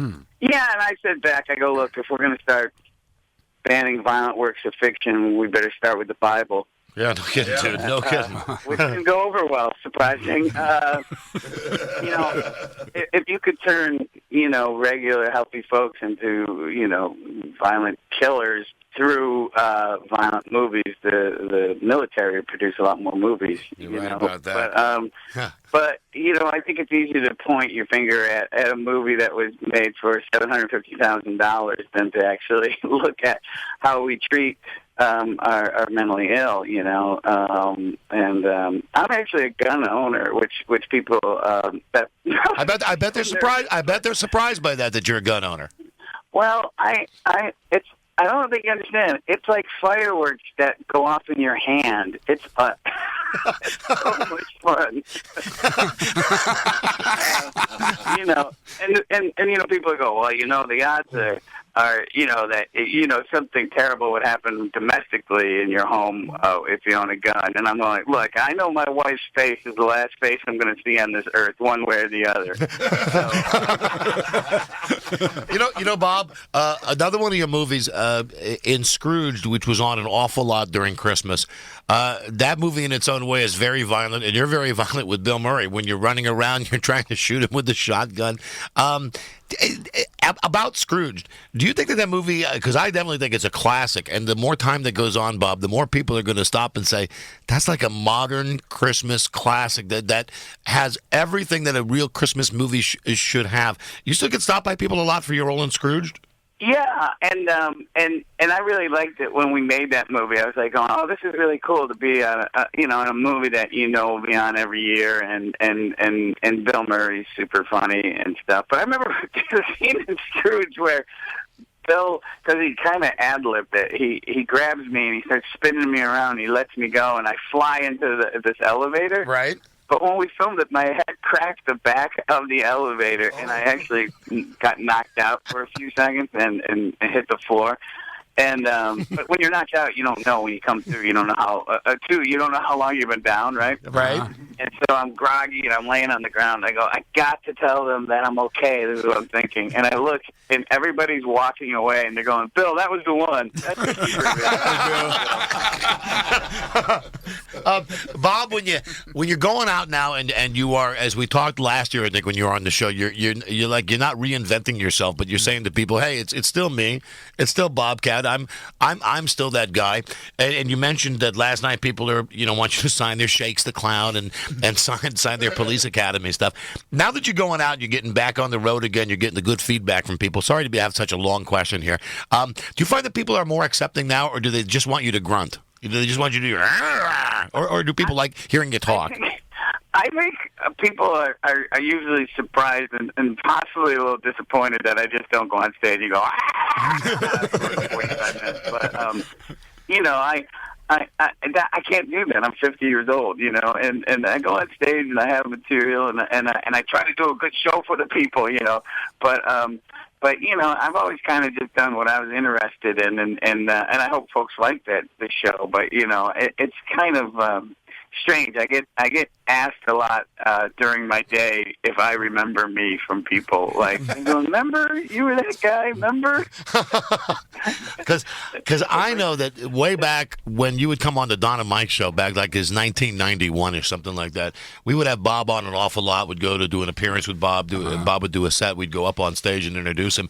And it was always fascinating to me sitting after the show with Bob as he would just compulsively drink his tab and realize that this is a smart guy, and this is a guy that, not that you played dumb on stage, but you had opinions and stuff, and when you didn't talk with your, it was like a totally different guy. I mean, that's why I'm not surprised at your success, Bob. I'm not surprised at this brilliant movie, God Bless America, because I knew you had it in you, dude. In my mind, you could do that goddamn Bill Maher show. You would kill at that Bill Maher show in a format like that. You really would, Bob. Oh, well, thanks. I thank you. That's pretty nice. Now, I have a question. Do you know Bean from Kevin and Bean? As a matter of fact, I've known Bean like 30 years. One of my best friends, yeah. Yeah, because I was just talking to him. I didn't know you guys actually, because he was being such a fanboy about you. I was like, I think I could introduce you. No, Bean is one of those guys, and Bob, maybe it's the same way in comedy. When I was coming up in radio, like let's even go back to 20, 25 years ago, there were a million guys, and we were all going to be lifers, and we were all going to make it. And you look at now and you go, there's like 5 of us left. Because radio is so screwed up now. Bean's one of like the 5 people that are still in it. Is it the same way in comedy? Are there guys that you were coming up with and you thought, oh, this guy's going to kill it, this guy's going to kill it. And now here you are all this time later and you're a survivor and maybe some of those guys are... Well, it's weird because it's like, my best friend since I was 6 years old, Tom Kenny, who's SpongeBob SquarePants. So it's weird that two kids decided to do comedy or get into it from Syracuse, New York, and that we've still remained friends. I mean, I see them all the time. But I've always gotten it wrong. I did dates openings for Nirvana as a comedian. And people always talk about, oh, I had a heckler. It's like, really? I got hit with a teenager once. That's just good, by the way. They successfully lobbed the kid out of the pit, and it behind the knees buckled, and this kid ran off like a crab. But I can't tell you how many times I've been wrong because I met Nirvana before they broke because Kurt was actually a fan of my stand-up, which people, again, they think that, it's like finding out that Jimi Hendrix really liked Buddy Hackett or something. So Kurt gave me a copy of Bleach before they made Nevermind, before they broke. Wow. And I remember putting it on and going, man, rock sucks because these guys are really good and you're never going to hear from them again. I can't tell you how many times I've done that where somebody... goes on to explode, and I'm like very, hey, good luck with your band. Good luck, guys.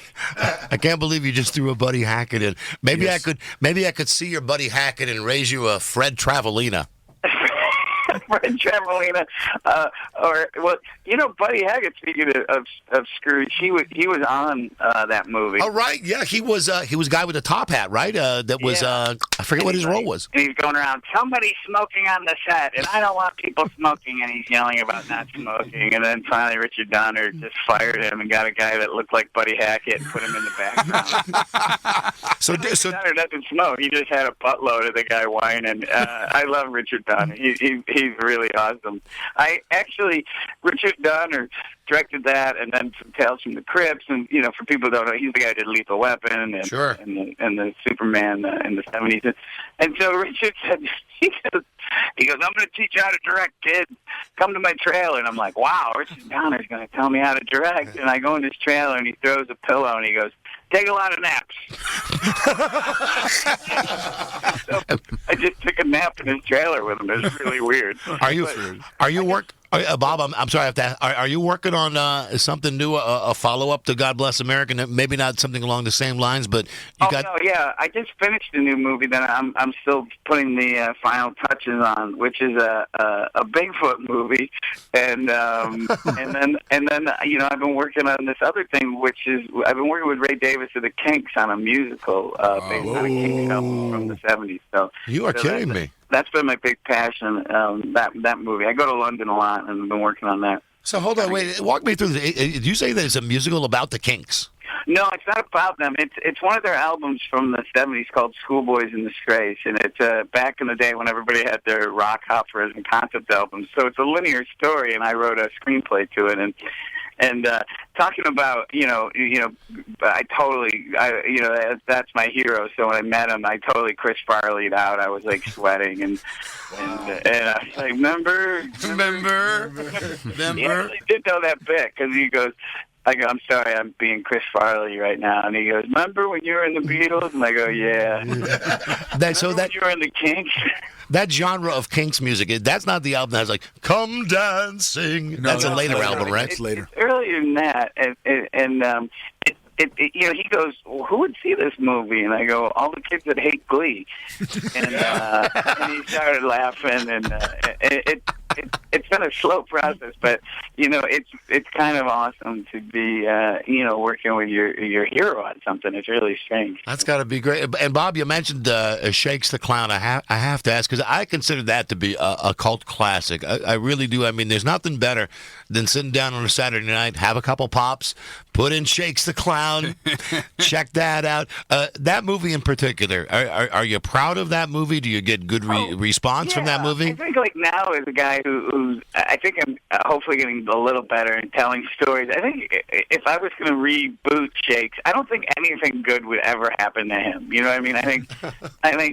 I just think it eventually, spoiler alert, would probably end with him committing suicide or something. Well, I would love you to, as they say, to reboot Shakes the Clown. That would be awesome. They're talking about rebooting Police Academy, which is for real. Wow. And I go, they're going to do it like 21 Jump Street. They're going to make it a comedy this time. And Bob, I got to ask you, I've just been handed a showbiz note. We're going to have Bobby Slayton, the Pitbull of comedy, on here in our next break, and Bobby wants to say hello to you. So that's a hello from Bobby. Did I pass that along correct? Hello from Bobby Slayton to you, Bobcat. Would there be a message you want to pass back to Bobby Slayton? Tell him I said cram it. Cram it, baby. Cram it. I just worked with Slade. I just directed. Mark Maron has a new TV show, and I directed like 4 episodes. And Slayton came on, and he actually really killed it. I was funny. I was like, out of all people, I should be not worried about a comedian. Yeah. But I was like, Slayton, how's he gonna do? And he's great in it. But yeah, it's so funny. Like, why do of all people? Like last night, I was talking to Eddie Peppertone, who I think is really brilliant and funny, and he's so sweet off stage, and I'm like going, he's really a nice guy, and I'm like, you're a jackass. Anybody. And Bob, I'm getting texts here about your movie. People love your movie. Tell Bobcat I love God Bless America. When's he making another movie? Don, please tell Bob the music was brilliant in God Bless America. I'm not like everybody else was perfect. That's a nice compliment. Yeah, thanks. So that's a Kink song, and I had to ask Ray for his permission, and Ray goes, he watches the scene that it plays in, and he goes, I'm very concerned what happens next in the movie, And I go, well, a guy playing Simon Cowell gets shot in the chest 4 times.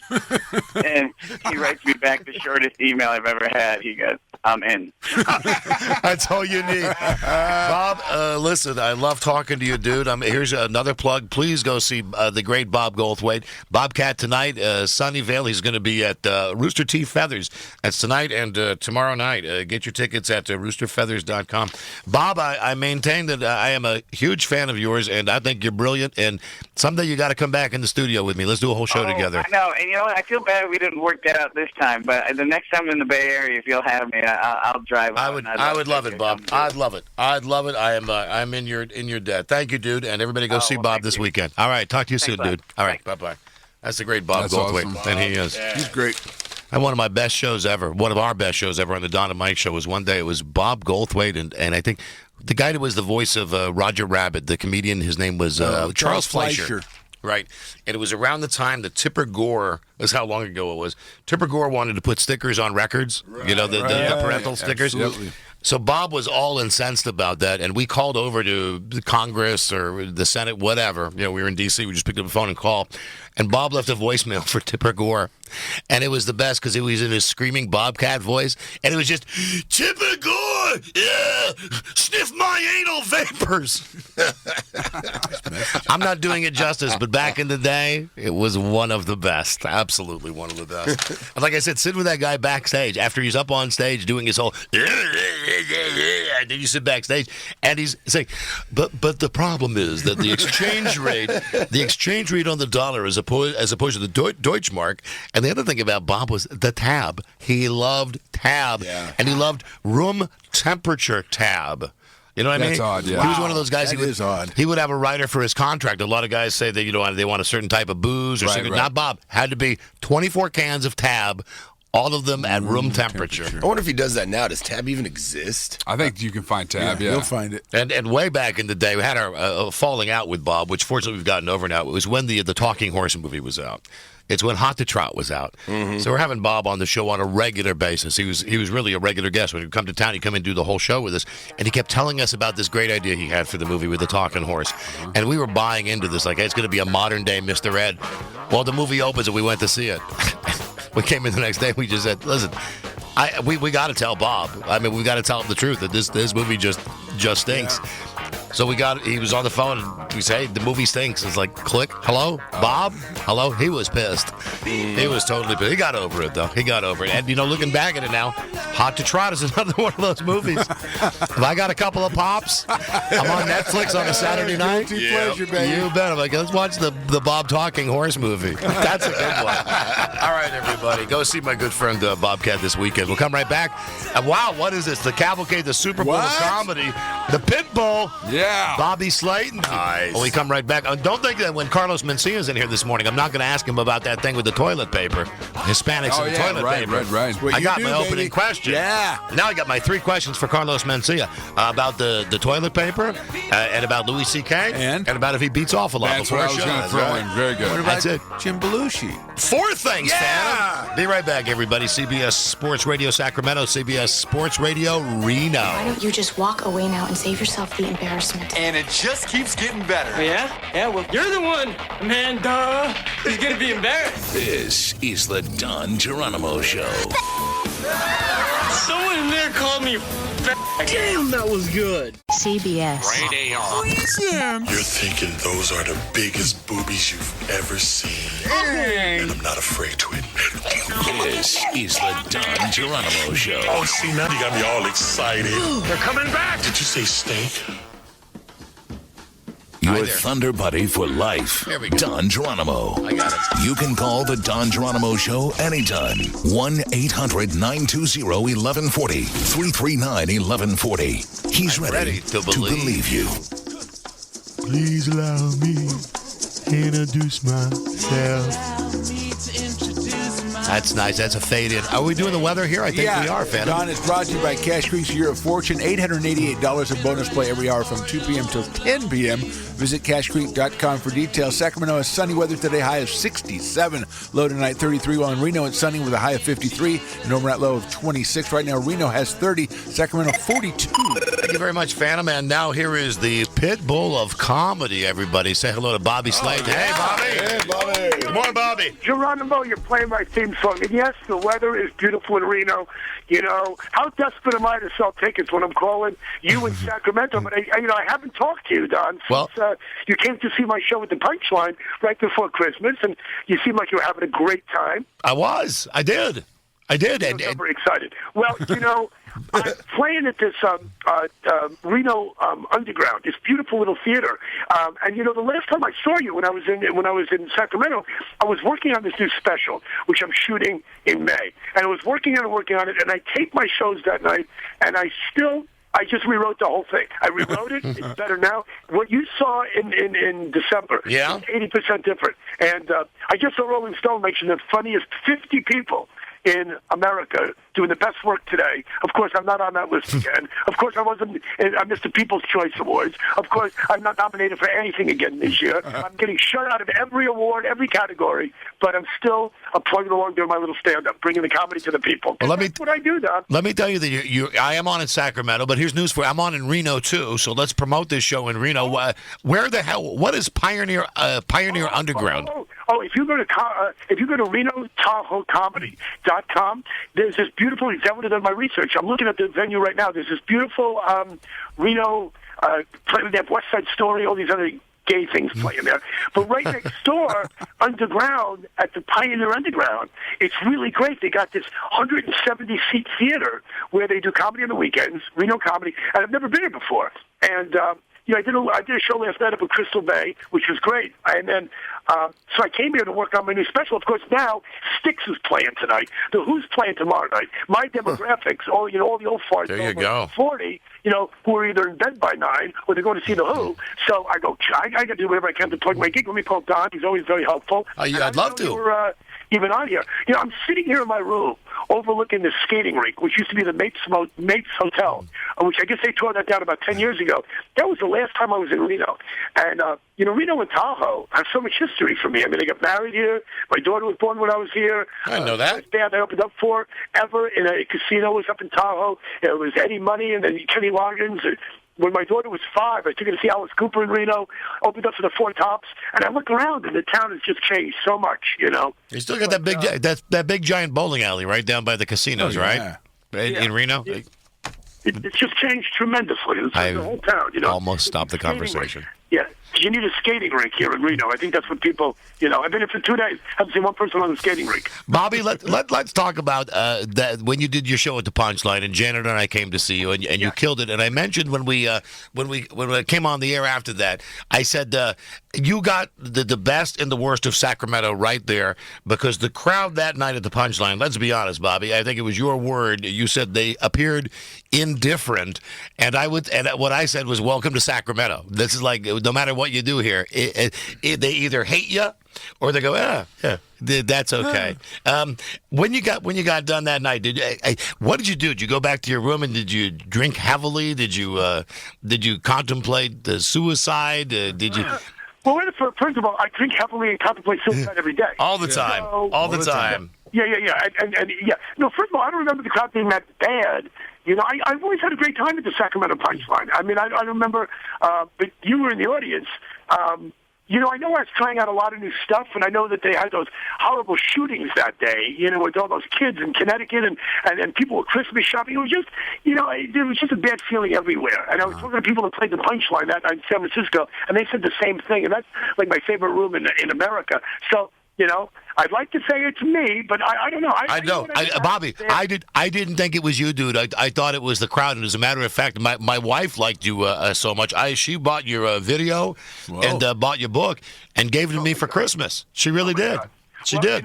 What happens is when women start liking my act, then I know I'm having a problem. But you know what? You know what? That's not true. I shouldn't say that at all, because it used to be in the old days that women would never come see my show. And when I was booked in Vegas for 2 years, when I was over at Hooters, they brought me in there for 2 years. They built a showroom for me. And the reason they did that was, and you probably know this, that the casinos make all their money on the slot machines. And who plays slots more than anybody are women. And if you have no women playing slots in your casino's dead. You can have the best restaurants and the most pretentious nightclubs. They ain't going to make you money.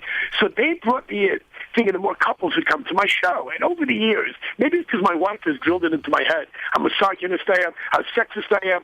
But you know what? I don't think it's that way at all. And what goes to show that, for the first time in years, I got booked to play Valentine's Day in New York. Comedy clubs went out of their way never to book me on Valentine's Day, but now they're booking me now, and I got booked on Mother's Day. And that was, I guess that's cool. Was that a chair? Is that quite the pleat in your cape that you got booked on Mother's Day? Yeah. I'm not sure if that's good or bad. You know, I kind of feel a lot like Alice Cooper when he started playing golf and hanging out with George Burns. You know, it's kind of nice to appeal to, you know, when people start bringing their kids to come see you. Like, I'm sure there'll be people at the Who this weekend with their grandchildren. So now people are bringing their mothers to come see Bobby Slayton. Well, Bobby, I want to make sure that I'm absolutely clear about this, that when you were at the Punchline, I want you to know, I thought you killed, and I liked the material that you did. I liked it. And so did my wife. It's just the people there.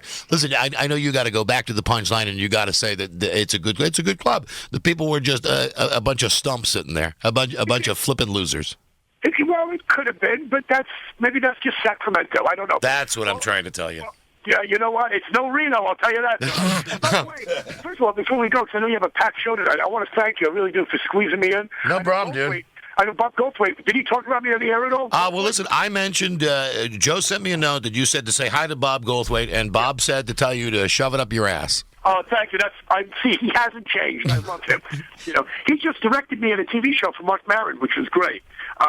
What Goldthwait did, he directs a lot of stuff now, and so he directed me in this Mark Maron show, the TV show, and the direction he gave me, which I've heard from everybody, from every movie, you know, that I've ever done. I go in there, I know my lines, I know what I'm supposed to do, and after the first take, I wait for the director to come over, and Goldthwait said to me, Bobby, that was great.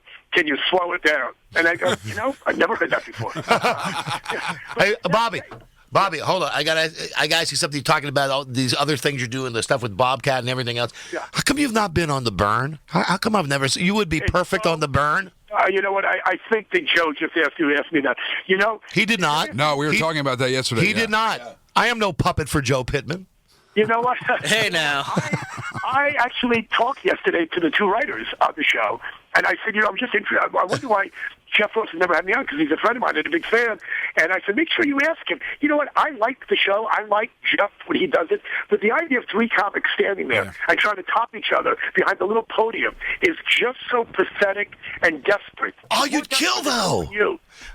It's just like Chelsea Handler. I can't stand that broad, and I can't stand that show when these comics are sitting there. Oh, let me top you in my little witty, you know. And here's my little remark. And then Chelsea, all right, you stop, so the queen bitch can talk now. And it's like these kids staying after school trying to please the teacher with an apple, like the little rascals. And I hate that about the show. I think you would kill on The Burn. I don't know what Joe was talking to you about. Me and my boy Drew were talking about it because I thought it was on Tuesday night, and we both said, you know what would be outstanding on that show would be Bobby Slayton. And Bobby, I disagree. I think you would stand up there at those little Jeopardy-like podiums they have, and you would just shut the other people down. I have no doubt you would. Yeah, well, that's why they never had me on Chelsea Handler, because they said that Bobby would try to take over the show. Really? I try to take over the show? Well, you know, the show sucks, and, you know, sorry. Okay.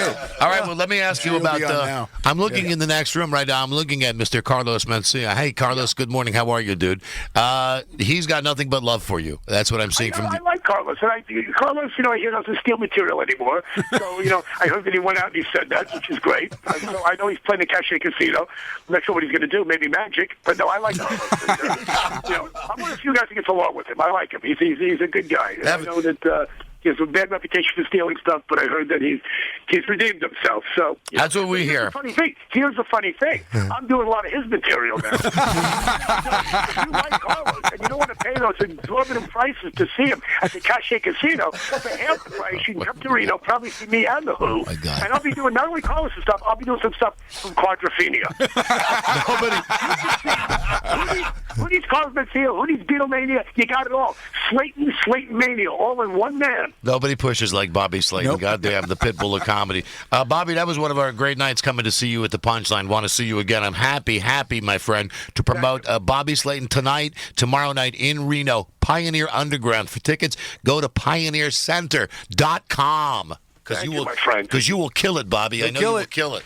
You'll kill it. Well, next time I come see you in Sacramento, I think I'm back in October. Is it too early to plug my gig now? No, go ahead. You're going to be here in October. Go ahead and plug it. What night? My new hour. The book should be finished, and it should be great. Oh, good. All right, dude. Listen, we'll see you then. And I want to talk to you before October, okay? Please? All right, thanks a lot. All right, you got it. Bye, dude. That's the great Bobby Slayton. He's No great. kidding. Bobby, are you cool with Bobby, Carlos? You okay with him? You love him? Yeah, All he's right, good. Thumbs up. He's good. Everybody's All right, happy. let me do this, and then we'll bring in Carlos Mencia. This is like the Super Bowl of funny people for me today. Are you kidding me? JB? Well, JB not so much Very a comedy funny. guest. Very funny. Frank and Bobcat and Bobby and Carlos. Another great stand-up. Mike Ditka will join us in this hour, too. Be right back, everybody. It's 825 CBS Sports Radio Reno, CBS Sports Radio Sacramento. Attention, everyone! Hold still! There's more. I gotta go to the bathroom, Daddy. Whoa, let's all just put a break on that for a second. This is the Don Geronimo Show. Hey, what up? Not now, damn it! Radio broadcast Brings you Don Geronimo. Y'all named her after that movie. Have you seen the movie? Hold on. This is the Don Geronimo Show. Yep. Seen it twice. You know what? That is not funny. That is not funny. FM radio, the Don Geronimo Show. FM? You can call the Don Geronimo Show anytime. 1-800-920-1140. 339-1140. He's ready. I'm ready to believe you. Come on, wheel Carlos in here. Wheel him in here. For goodness sakes. Sean, what is this, the zoo? Get out of here. What are you doing? I hate when you just stand over there and just go do your job. Carlos, how you doing, Get man? out of the room, Sean. Hey, Carlos. Thank you. Just get out. Sean, get out of the room. Go do your job. Seriously. What is he doing? Just hanging out back there? It's my Linger, man. It is. Linger. It's my new thing. Looking over and seeing all these people from the radio station got nothing to do back here, just hanging out like it's a goddamn party. Go do your own job, please, Sean. And good morning, Carlos Mencia. Good morning, Carlos. Right. Hello. Is that on? You guys, is that thing on? There it is. Good morning. Sorry about that. Good morning, my friend. How are you, brother? How you doing? I'm Nice to good, see you, man. I'm Carlos. good. Nice to see a bunch of guys. Great. Want to mention that Carlos is going to be at Cache Creek. That's tomorrow night. One show tomorrow night? Two shows tomorrow night. Go to cashcreek.com for your tickets.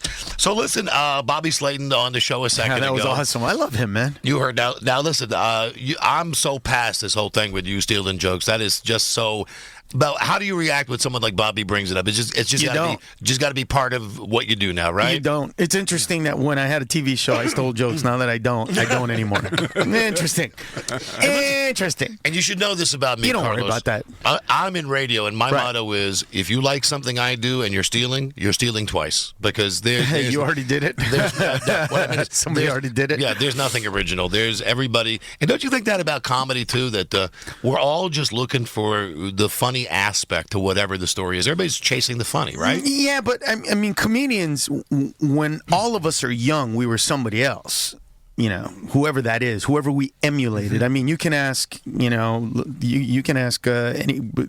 I would say the majority of really funny comics who were anywhere over 35, their first 10 minutes were probably Richard Pryor. Well, now here's the thing, because straight out Richard Pryor. Eddie Murphy. Richard Pryor. It's no different in radio. I'll tell you, when I got into radio as a top 40 radio, this guy John Landecker in Chicago, he's the guy. Go. I ripped him off. I mean, I would listen to him, and I would do virtually the same show the next day. Right. So with you, was it Richard Pryor with you? Who was it with you? It wasn't, though. That's the interesting thing, because I didn't grow up with comedy. So I didn't discover comedy. Comedy discovered me. How did that happen? How did that happen? Well, because for me, it's like I would say to my friends, like, "Can you believe that this happened?" And they'd be like, "That's funny." Like, I'm not trying to be funny. Half the people at the church probably wanted to kill him, if not probably did kill him. And you know what I mean? Like, and for me, it's like that. Were you the funny guy in your group? Were you the guy that? No, because for me, it was never funny until it became comedy. For me, it was this. It's, "Hey, Owens, you need to join a gang." Why? Because we need to protect the neighborhood. From who? Seriously, from who? The gang. When is this invasion happening? Like, when are all the rich people gonna rise up and say, "God damn it, we're taking back the barrio"? When is this day happening? So did you get pulled into the gangs? Did you get pulled into that No, life because at I all? never understood. I just don't understand. I never understood stupid. I never got it. I never, you know what I mean? I never understood when I used big words. My friends would be like, "Why are you trying to be white? You mean speak English, idiot? Like that? Because I want to make money someday." I mean, I don't get idiot. I don't get my friends that are gangbangers that are like, "Hey, Carlos, I hate white people." Then why do you only shoot Mexicans? Make me understand this. Let me ask you something about the Hispanic lifestyle. This is something we're doing our show yesterday. We're bowling. We're doing a show where we go bowling against our listeners. I'm in the bathroom at the bowling alley. Yes. A dude comes out of the crapper. And he's holding toilet paper in his hand. Yes. He's wiped his ass, and he takes the toilet paper. He just throws it in the garbage can. Right. Now, he's an Hispanic gentleman. I'm washing my hands. I'm looking into the mirror, and I go, "Hey, dude, that doesn't look too cool." And he says to me, "This is the way we did it." So I come on the air today, and I say, I never heard about this before. I get bombarded with people saying, "This is Hispanic. This is the way the Hispanic people learned that." Well, see, that is where political correctness annoys the hell out of me. That's not Hispanic. That's wetback. Big difference. Big difference. All right? Big difference. Don't listen, it's the same way you see a redneck and go, "Hey, wait a minute, don't judge me by that guy." But let's be honest, where it comes from is when you get a decent house in Mexico, right? Yeah. Not a great house, but just a decent house. You can't actually put toilet paper in because they have septic tanks. Right. So you actually have to wipe and throw them in the garbage. Yes. And there's no potable water. So you can't wash your hands. So it's not like he's doing anything crazy or weird. This is just how they grew up. Yeah, I understand, but I'd never seen it before. Here's a guy. He's got toilet paper. I understood. The toilet paper's got poop on it. He's just putting it in the trash can. But do you understand what you look like to illegal aliens? You go camping. You pretend you're homeless and broke for a weekend. Do you understand how retarded that looks to them? Could you imagine them calling Mexico? You're not going to believe it. They act like they don't have a house. And then they want me to go with them, and I'm like, that's why I left Mexico. Why would I want to not have a house? I came to America so I can buy a house, and they pretend they don't have a house. I don't understand these people. I mean, it's all about it's all perspective. And so for me, all that stuff was never funny. It was always like, what is this? I don't get it. Then tell me, Carlos, when did you get to the point when you realized that you could tell jokes and that you could be a funny guy up on stage? When was that moment you had that breakthrough? When my friends at Farmers Insurance told me you need to do stand-up. And I went, okay. I had no idea what stand-up was. But people at an insurance company. None. No idea what stand-up was. And you didn't know what stand-up was? Not a clue. Never seen it. Didn't know what it was. How old were you? 19. And I went to the Improv and I saw a guy named Rick Dukeman who was doing really angry comedy about being, and I just remember this one joke about being behind some person that bought a bunch of stuff with coupons. Okay. You know, and it's not like it's the bit that a lot of comics it's not groundbreaking. It's not groundbreaking material, but we've all you know been what there. It is. Though. It's that joke about not coupons. You know that joke. But it was so angry about it that I went, I am so angry about so many things like that. And you mean I could just go up on stage and make them funny? And then I started doing stand-up. Then I discovered Paul Mooney. And then he opened the whole other world of comedy. Like, wait a minute. You can talk about illegal immigrants and being Hispanic and not being Hispanic, and oh my God, I got to do this, and that's where it was born. You get people like me with white man guilt, where I'll watch you. But you don't have to have white man guilt. No, but I do when you're doing. No, but you don't anymore. You just became a minority according to the last. According to the last election, you are a minority. As a matter of fact, listen, every 4 years there are 2 to 3% less white men in America, statistically speaking. How you feel about that, Craig? Within 100 years, you're disappearing, bro. You will be like Sasquatch. There will be white people sightings. There will be Mexicans going, I saw one yesterday. he was trying to take our jobs. That's what's going to happen in 100 years. So you're saying when I'm seeing you and you're on a riff about Hispanics, about Mexicans, and I'm laughing my ass off. I'm okay to laugh now because you're the majority. First of all, it was always okay for you to laugh. There's a reason that you are the serial killers. Do you know how hard? Do you know how hard it is being white? Do you know what a pain in the ass it is being white? Listen, I have been telling white people, especially white men, to laugh at ethnic jokes for a long time. Because there truly is a reason why you guys are serial killers. I want to introduce you to Craig. Hey, Craig. Hi, Carlos. What's up, brother? He's probably your target audience on this. I'm probably the most open-minded of the group. Oh, please. Oh, really? Is that you'll laugh at anything? Is that what it is? I'm a big fan of racist humor. But there's a difference between racist and racism. And here's what I mean. I never put anybody down for what they do, but black people can't swim. Do you see what I'm saying? Now, I understand that I'm not saying all black people can't swim, but 80% of black people in America can't swim. Yes. Now, don't get me wrong. That's funny and it's real. But listen, my point is, when 80% of black people can't swim and Whitney Houston drowns in 12 inches of water, do the math. I'm just saying, do the math. Like, how do you drown in a foot of water? Every Cuban in America is going, that's impossible. I don't believe it. How can you drown in 12 inches? 12 inches. No, I don't believe it. Stand up, bitch. Stand up. How much when you doing your shows? How much of this is your the material you've written? You're ready to go with it. How much of it is you get a wild hair up your ass, or someone in the crowd that you're playing with? You get an idea. How much will you? Well, vary? I only write on stage because you can't duplicate a conversation. Like, let's just say I was to go on another radio station and talk about the same issues. Mm-hmm. It won't come out the same. Right. So if I go to a news station and we talk exactly what I'm saying here, it's not going to be the same. I understand. Because it's a different audience. So I take that into account every night. I don't write stuff down because then you're married to how the joke was written. Right. I don't do that. And that's not how I work. I go up on stage. That's part of the reason why my reputation got where it was, because I'd hang out with young comics who just can't write.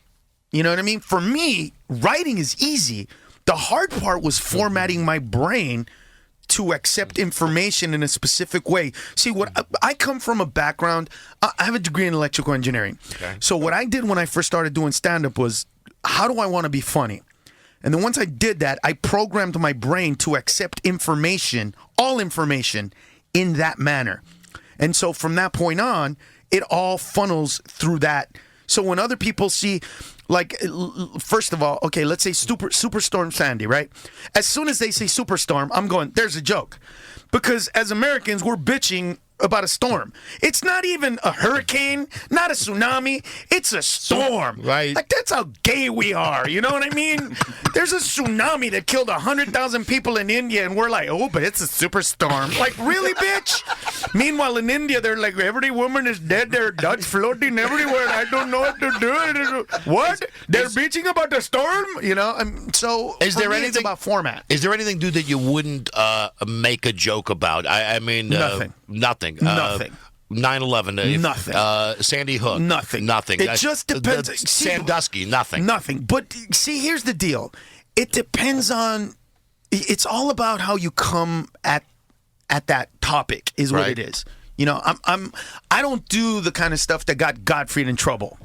I don't do jokes like that. Right. You know what I mean? I won't go up on stage and say there's women floating down the. I won't. That's just not. Right, but you will joke about the topic. You will talk about the topics and maybe make people feel uncomfortable. Not even that. But see, for me, I draw the correlation and go, okay. As soon as we started telling kids, don't bully, and if you get bullied or get made fun of, don't retaliate, school shootings went up. So as soon as we started telling people shut up, they started speaking with guns. So my whole thing is, okay, let's laugh at this stuff. Let's put this stuff out there. And let's let kids know. Listen, if you got one leg shorter than the other, they're going to mess with you. So you better start, like, not walking in a circle. This is going to happen. You know what I mean? Yes. And buck up. bitch. Like, this is it. And so for me, it's about that. But we've become so politically correct in this country that the truth is now a bad thing to say.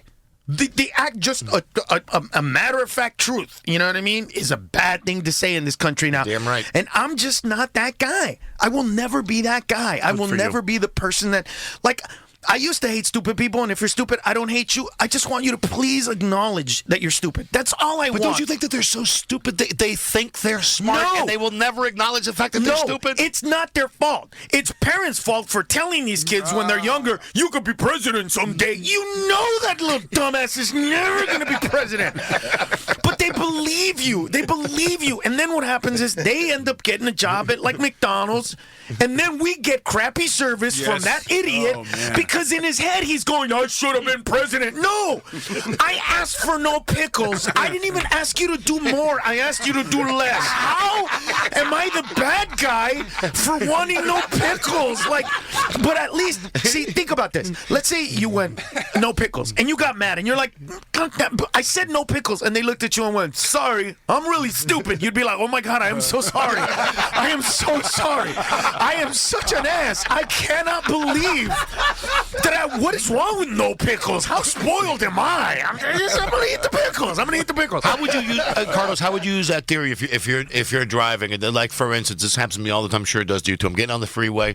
Some guy's getting off the exit same time as me, wants to go 10 miles an hour, does not want to speed up. You finally get on the freeway. You turn to the son of a bitch, and you're like, "What is your problem?" And they just have the dumbest look on their face, like, it's my road too. I can go as slow as I want. See, but that's they're not acknowledging that they're stupid. They're just stupid. It would be different if they rolled the window down and looked at you and said, sorry, man, I'm stupid and I can't drive. You would be like, you know what? Go as slow as you want. I am so sorry. Why can't I just go around you and speed up? Why did I have to slow down to look at you? Like, you know, if they acknowledged it, it would be different. Will we ever live in a world where we will be enlightened enough to say, like, for Craig, yeah, you're stupid. We would identify. No, I'm not. We're halfway there. Are we really halfway there? Okay, I'm the 1%. America is asking me to pay more money, to give more to the government, to give more to society because I have more. Right. That's cool, right?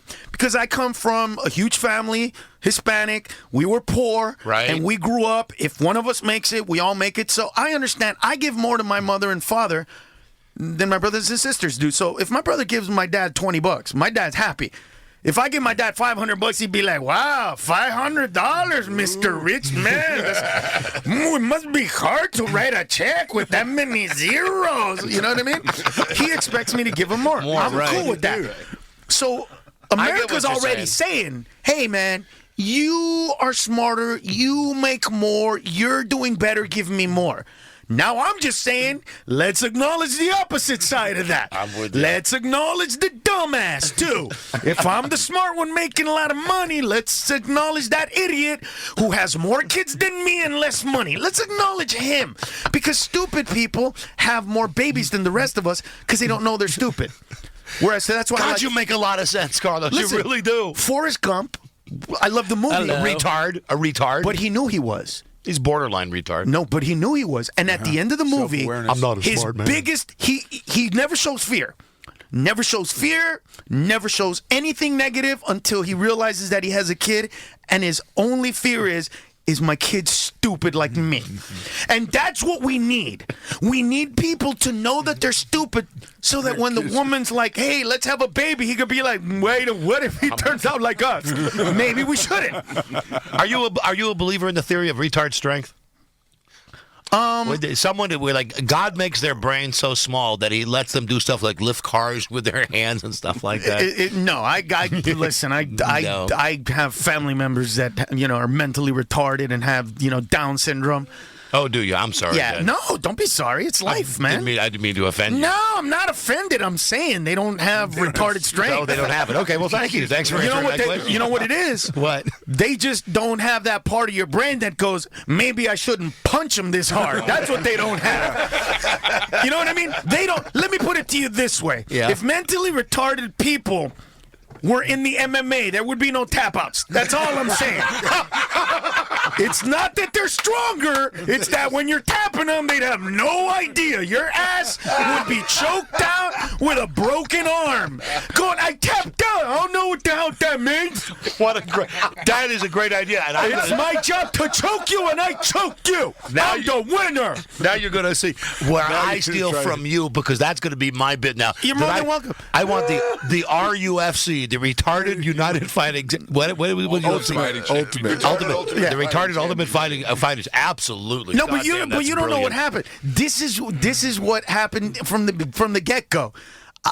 Comics would come in, or they'd be listening to this and go, "There's no way he just wrote half of that stuff." You're a witness. We didn't talk before I came in here. No, it's off top of your head. There was no part of me that did this. Right. So what happens is young comics or comics who can't write as much go, "There's no way. There's no way that he just came up with that. There's no way you can be funny. You have to have worked that out. There's no way you can tag it, do it. It must have been done before. It must have been stolen." Are they not aware of the concept that you can just get a vibe and do some ad-libbing and you're just riffing? No, because you know what it's going to be like? It's going to be like for the next few years in baseball, whoever comes up and starts doing strength training or whatever is on steroids, even if they're not. It's just going to be that way. Would you take a PED if it would make you funnier? Would you take steroids if they would make you funnier? Because I've maintained I would. If there's something to help me get a better rating or be funnier, I would take it. I would love to. I wouldn't care if my balls shrink. I wouldn't care what happened. I've told people, come see my show. I do performance-enhancing drugs. But I'm the opposite. Listen, like me and my dad have this conversation all the time, especially about baseball. Okay. And I say to my dad, look, baseball used to be a sport. All these sports used to be sports. They're not anymore. All right? Why? Why are they not? Because they're entertainment. They are just a toned-down version of the WWE. So they're business, too. Yeah. You know, that's what they are. Because if they weren't, it would be run different. It would be, you know what I mean? It wouldn't be about the dunks. It would be about the layups and the fundamentals of the game. Right. Let me put it to you this way. If it was about sports, we would be watching women play basketball. Amen. And listen, I got to ask you. But we don't, because that's not what it's about. I don't want to see a 1-0 baseball game. I don't care about it. It's about the hot dogs and no, it's about jacking home runs. That's what it's about. How come George Lopez can't be funny like you? I don't know that he's not. He just targets a different audience. He's not. I think he targets a different audience. I think that. Listen, what's the difference between the audience for you and George Lopez, or for you and any other comedian? I mean, I don't get it. If a guy's funny, he's going to be funny. Yeah, but no, most of us target somebody, and we know that. I mean, you know, it's like Slayton. He knows who his audience is, Sure, he does. And he tells other people to screw off, and he doesn't care. So whoever those people that he doesn't think the audience is, he doesn't. I don't look at life like that, you know, because I've been everywhere in the world and in America, and you at one point realize that we're just human beings trying to get by, and all you need to do as a comedian is let people know that it's okay to laugh. Okay. And then once that happens, they'll laugh at anything and everything you want. But you have to go to that place. You have to go to that, whatever that place is, because most of us have that. You can't laugh at this or you can't laugh at that. Yeah. I don't have that because I grew up in the projects. My cousin's in a wheelchair. I've done shows for people with disabilities my whole life. And one of the first things I learned is they're people. Like, I don't look at people with Down syndrome as retarded. I look at them as they're a little slower than me, but at a certain point, they're going to say something that's going to surprise me. And I've done it. Like, I've been at shows where I'm trying to be politically correct, and all of a sudden, you know, a kid with cerebral palsy yells out, "Do the jokes about retarded people, bitch!" I'm like, oh, my God. They're staring right at me. Why would you yell that out? You know? And they start heckling me. And I'm just like, are you serious? Am I getting heckled by somebody with Downs? Are you kidding me? And that's when you realize that that they're just people, and it's about how other people see them, not about how you see them. And you just have to do whatever that is that you do. Well, Carlos, I had never had the chance to meet you before, but I will tell you that I think what sets you apart from George Lopez or other comedians. Thanks, man. It's the fact. No, you will talk about. I love the fact that anything that's been brought up, you talk about and you go with. I love it. You don't know how rare it is. I mean, you talk about this politically correct world that we live in. Very rare that we could have this discussion. I think it's awesome of you, dude. I really do. But what's the fear? Like the fear is that, like when you're talking about retards fighting, the fear is that you're going to get the retard group calling you up. But here's what my dad complaining. That's the fear. But here's what my dad taught me: if you come from a good place in your heart and you're actually being real, then that's all that matters. And you brought up retarded strength, and I said I don't see it, but I do know that if you tap out, they're gonna keep choking you, and that's real. That's not just funny, but it's real. And as long as you know what it's like. Here's what it is. It's when I was a kid, my dad and mom are on the way out of the house. This is a true story. Okay. And my mom's wearing a dress, and she looks at my dad, and she goes, "Oh yeah, do I look fat in this dress?" And my dad goes, "Why do you always ask stupid questions? Do I look fat in this? You look fat in everything." And I remember going, "You can say a minute. You ask me a question that you know the answer to because you want me to lie to you. And because I don't lie to you, I'm a bad guy. But if I lie to you, one day we're going to be arguing and I'm going to tell you I'm not a liar. Then you're going to throw it in my face that I lied to you about being fat." Wow. And my dad goes, "You know what? Let's be honest. You're fat, but I love you. I love you so much that I'm taking you to dinner to get fatter. So explain to me." And my dad looks at my mom and he goes, "I'm going to feed you, then bang you. So tell me how I'm the bad guy." Pretty great radio, Carlos. And that's what it's about. Like, as long as you're honest with it, like, I really want white people, specifically white men, to laugh more. Because you guys have been the oppressed for 20 years. Tell me about it. It's so hard being white. Don't say anything. Don't laugh at anything. By the way, don't bitch about the black guy who didn't get as good grades as you did. And by the way, I understand both sides of the story. I get why we need to put the black guy in and do that because they've been boned for so long. But that doesn't mean that your kid isn't going to get into, Stanford because they got to put my kid in because his name is Mencia. I get all that. I'm going to say you're a truth teller. I like that. Very good. Outstanding. I got my three final questions for you, the standard questions. Okay. First, do you know Louis C.K.? Of course. Can you help get him on my show? I love you guys, and I'd love to have Louis C.K. on the show. Louis, you can get. He's no, the I coolest can't get him. He hung the moon. Question number 2. No, you can't. You just get him on his Twitter, bro. You got to get him on the. You got to get him on the. Now I need you on the social media aspect. Get him, Carlos. He'll come. I need your opinion on Mr. Jim Belushi, please. Jim Belushi. Jim, I'll tell you right up front. I think he's a douchebag. I feel bad for Jim, and here's why.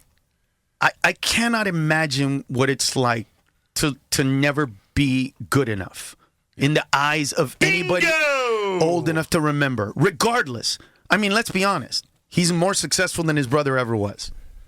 Yeah, that's true. Of course, his brother didn't get the chance to have the career. I understand that, but we assume that he wouldn't have imploded. We assume that he would have been great. We assume that he wouldn't have ruined his career. We assume that the drugs wouldn't have made him unfunny. We assume all of this stuff in our heads. We've built this imaginary icon that never really existed. That's deep, Carlos. I swear to God, that's deep. That's pretty good. But it's got to suck. I can't imagine. Well, then maybe now. I have a nephew that does stand-up. I know what this is like. Because we had Jim Belushi on the show, and the first thing I say to him is, I'm being nice. I say, hey, listen, must be tough to go through with the name Belushi. And right away, he turned on me right away and said, course he did. My brother's been dead for 30 years. Why are you bringing that up? Exactly. But think about that. 30 years. I know. 30 years.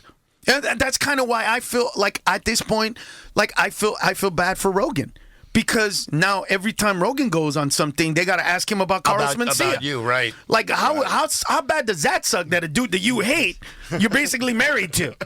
Like, every time you go somewhere, what's up with Carlos? What about Carlos? What about Carlos? I can imagine that in his head sometimes he's like, I wish I would have never said anything, And the last question, Carlos, before a show, if you need to relax and center yourself, do you beat off before a show, or are you like a boxer? You keep it inside? No, I don't. But, for the first, 23 years of stand-up, 22 years of stand-up, I never drank, never smoked, never did anything because I was just so focused on getting out of the projects. Right. And I wasn't even concerned with becoming a citizen. I was legal, but I was a resident. And if you're a resident and you get a DUI, a DWI, a drug charge, or a felony of any kind, you can't become a citizen. Right. So I stayed away from all that. And I'm 45. When I turned 42, I became a citizen. and then I started there you go doing performance enhancing drugs. So You're you an get American, like man. that stuff takes you to a whole different level. But it's it's crazy, man. I mean, especially the hallucinogenic stuff and all that. You know, it just man. And then they don't tell you to not mix stuff. Like when nobody told me not to do ecstasy and blow at the same time. So I'm paranoid, but I want people around me. You know what I mean? Should be I'm something like, on the label. Get out of my house! Rub my nipples. It was the creepiest. All right, Carlos.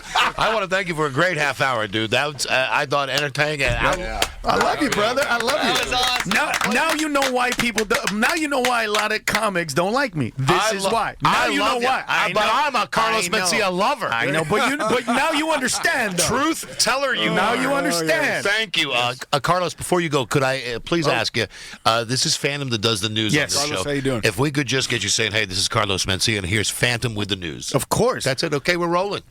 And I'll do it like I'm a. Hola, señores y señores. Yo soy Carlos Mencia y aquí está las noticias de news con el Phantom. Oh, that's really good. Love it.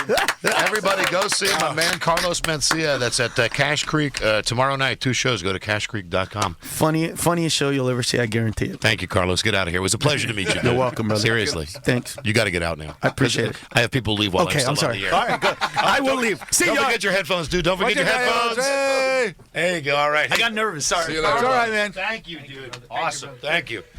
I got to be honest. I didn't think we'd get that type of radio out of him. You know what I mean? I've never had him in studio before. Nice. How about that retard strength, huh? How about that? And see, he said that white people can laugh at racist Oh, jokes. you stop it, Craig. There you go. You just Craig's going to Hanging live on by that that. for a while. stop it, Carlos said it please. was okay. Yeah. And you know, on the text line here, I got to tell you, it's 50-50 on this. I don't care what you too, Don, yeah. I don't care what you idiots think, but let me see. It's going everything from either I hate this guy to oh my God, LOL, Carlos is the man. Dear Don, I've hated on Carlos before, but sure I didn't find him funny, but dudes come around is a good segment. God damn it, I'm back on the Carlos Mencia train. I forgot how funny he is. Thanks. I agree. Pleasantly surprised I was by Carlos Mencia, Cache Creek. Tomorrow night, tickets go to cashcreek.com. And he verified the story about the toilet paper. So, what more do you want? That kind of ties it all up in a nice little bow. 9:05. 9:05? Yes, sir. Wow. Are you 9:05, kidding me? 9:09. 9:05. Phantom's news and comments. That'll be next, everybody, right here. CBS Sports Radio Sacramento, CBS Sports Radio Reno. Watch out for that first step. It's an doozy. Excuse me, where's everybody going? To Gobbler's Knob. What? Gobbler's Knob. This is the Don Geronimo Show. It's Groundhog Day. Brown Furry Road. It's still just once a year, isn't it? No. Hey, mouth. Oh, no. CBS. Radio. The vet said, dude, he said, your cat's just pregnant. This is the Don Geronimo Show. I said, okay, so I won't go and kick her. I want it now. I want it now. He hates his audience. No. Has he mentioned that? Some of them. Don Geronimo. You can call the Don Geronimo Show anytime. 1-800-920-1140. 339-1140. He's ready to believe you. How about some weather, as LKJ said? Thank you, Don. The weather this time is brought to you by Cache Creek's Year of Fortune. $888 in bonus play every hour from 2 p.m. till 10 p.m. Visit cashcreek.com for details. Sunny in Sacramento, high today 67, low tonight of 33 in Reno. Also sunny, a high of 53 with a low of 26. Right now in Reno, it's 32. Sacramento, 44. Thank you very much, Phantom. At 9:15, we'll get to the news here in a second. It gives me no pleasure, but we are going to have to bump my Ditka from today's show. Ditka! We're going to pass that on to Jason and Deuce. They can have their piece of Mr. Ditka later this morning. Let me see. Monday, we will have our Super Bowl recap with my man Chris Myers from Fox. He'll be on the show Monday. And who's the fighter that's coming on Monday? Chael Sonnen. There you go.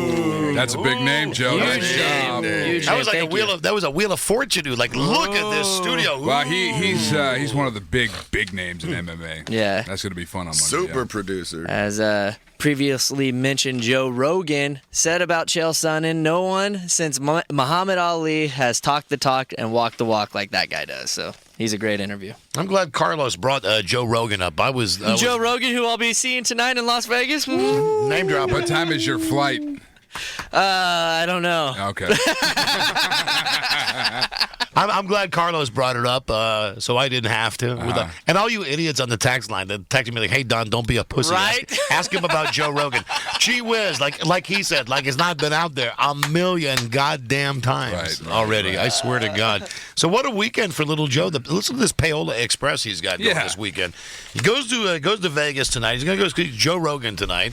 Then he's going to the UFC tomorrow night, right? Yep. You're going to see that guy Chad, the guy who's the dude Chuck? What's his name? The guy we just had on. Frankie Edgar. That's Frankie Edgar. I'm sorry. The guy that doesn't beat off before his fights. Exactly. That's right. That guy. Jose Aldo, Frankie Edgar. And then what are you going to do? Come home and tap your kids on the head before you watch the football game on Sunday? I was actually invited to an after party with some of the UFC guys, so I'll go to that first. Obviously. And then I'll fly home Sunday and watch the big game. Must be nice to be little Joe, huh? It is. I guess so. 14 years of developing contacts. I hate to look like that. Oh, believe me. Yeah.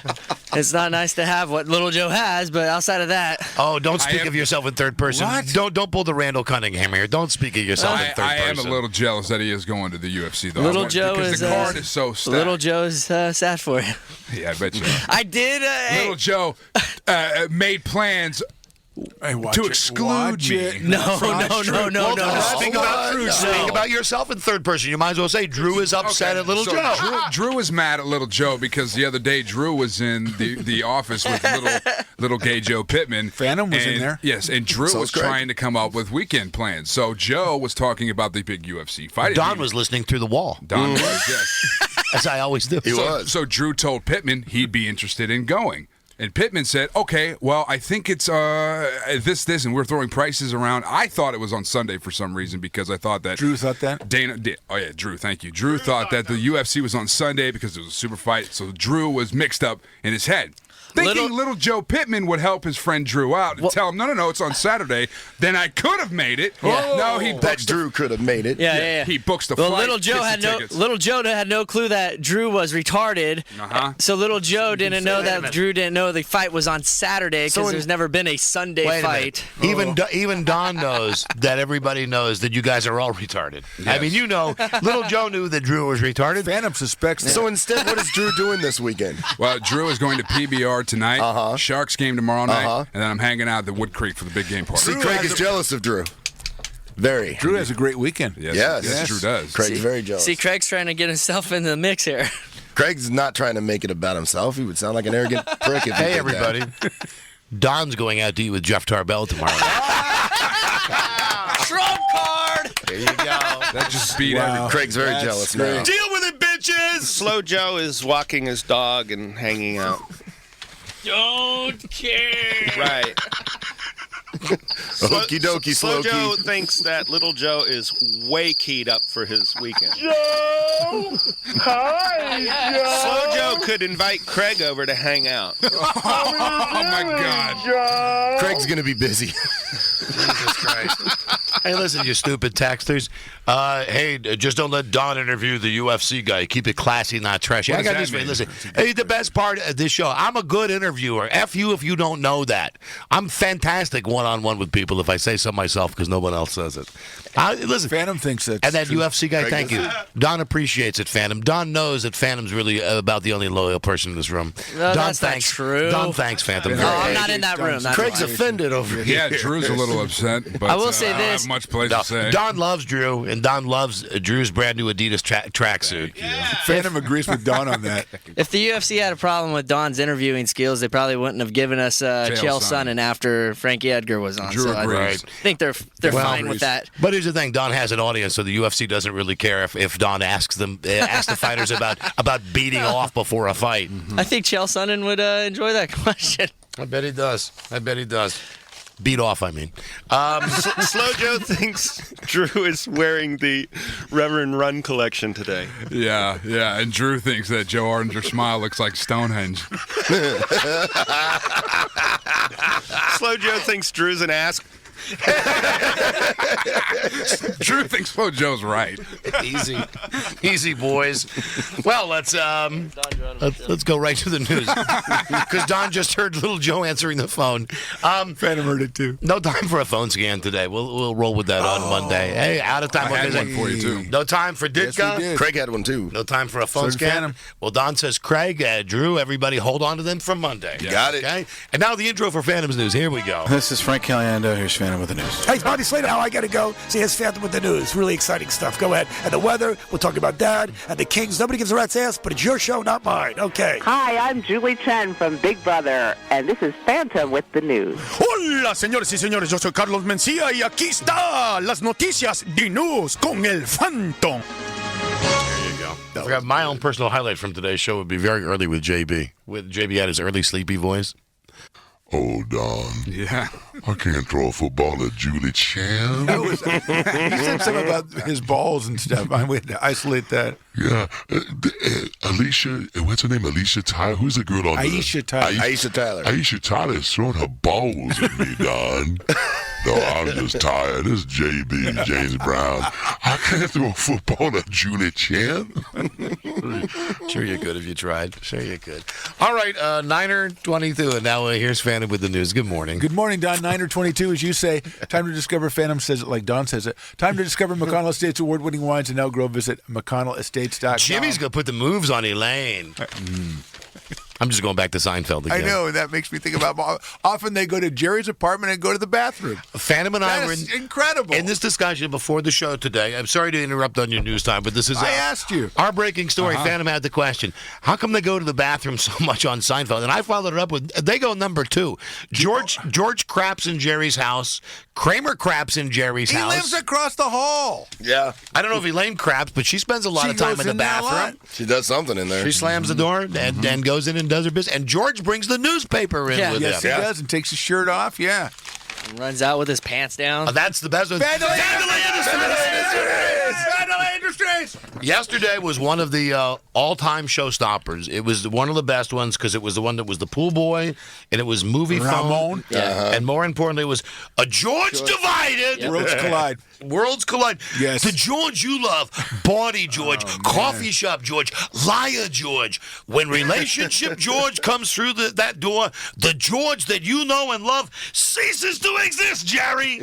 Worlds collide. What channel are you watching it on, by the way? TBS. TBS. Because I'm watching it on Fox. Is it the back-to-back?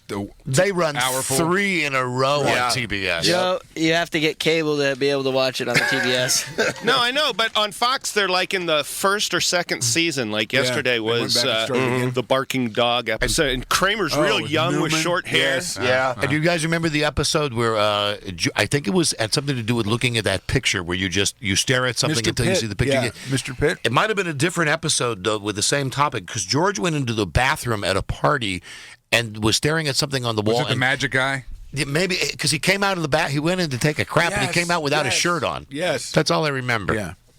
About Seinfeld. Well, Don just stopped the show.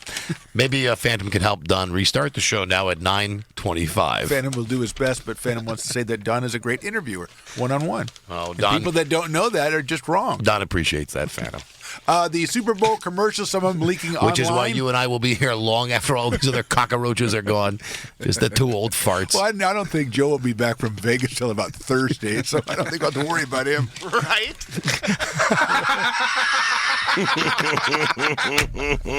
You tell him, Slow Joe. Thanks, OKJ. All right, Phantom, what's on your news show Super Bowl today? commercials that have been leaked on the internet. Let's see. Mercedes has a spot set to the Stones' Sympathy for the Devil. Kate Upton, Usher, and Willem Dafoe, who is the devil in that one. Let's see, Seth Rogen and Paul Rudd are going to be on a commercial for Samsung. A funny commercial that makes fun of NFL trademarks. Bar Raffaelli is going to make out with a nerd for GoDaddy.com. Are you guys Are you guys in the group of people that pay as much attention to the commercials as you do to the game? Absolutely. Yeah, absolutely. Yeah, jazz hands. I know you don't. Yeah. I don't. I mean, I'll watch them, but I'm not.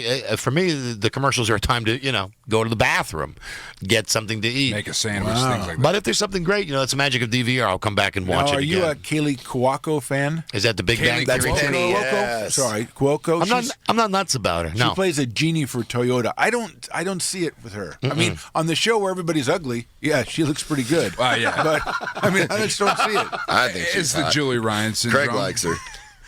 Wait, You mean explain, before 8 please. o'clock? Is that a syndrome? Before 8 o'clock? Is it a syndrome? I JRS. don't know. That's just a. And I'm just saying, like, Do you suffer from Julie you put Ryan syndrome? Kaylee Cuoco on the show, like you said, with all those nerdy guys. Yeah, Yeah. she's going to stand out as the hottest chick. But if you put her up against even Catherine Webb, I just want for the record, Catherine Webb. Julie, that came from Drew this time, not me. hi, Julie.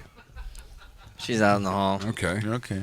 You know, I Every won't say time something anything bad bad. comes, it's If always I- from me. Really, if I was given the choice of seeing someone from Big Bang Theory naked, a female, I would probably go with what's her name, with Blossom. Really? Oh no, I don't think I would go with Kaylee. Is it? Yes. Wait. Isn't there the? Don't I you know want to see the boobs on that chick? She got huge. Yeah, sure. What about Bernadette? that's the girl. Oh, that's hold on. the girl. Good one, Craig. You refreshed my memory. Hi there, too, Joe. I pressed the wrong button. Where's my ding-ding? Because that's, right, the one that's married to the astronaut. Yes. She's the one. Oh, how could I forget about her? Thank you, Craig. Don, thanks, Craig.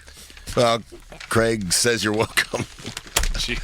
Sorry, Craig's stupid. He can't tell jokes. See, I took that from Carlos. You know, one Just say day... you're stupid. Don't take it from Carlos.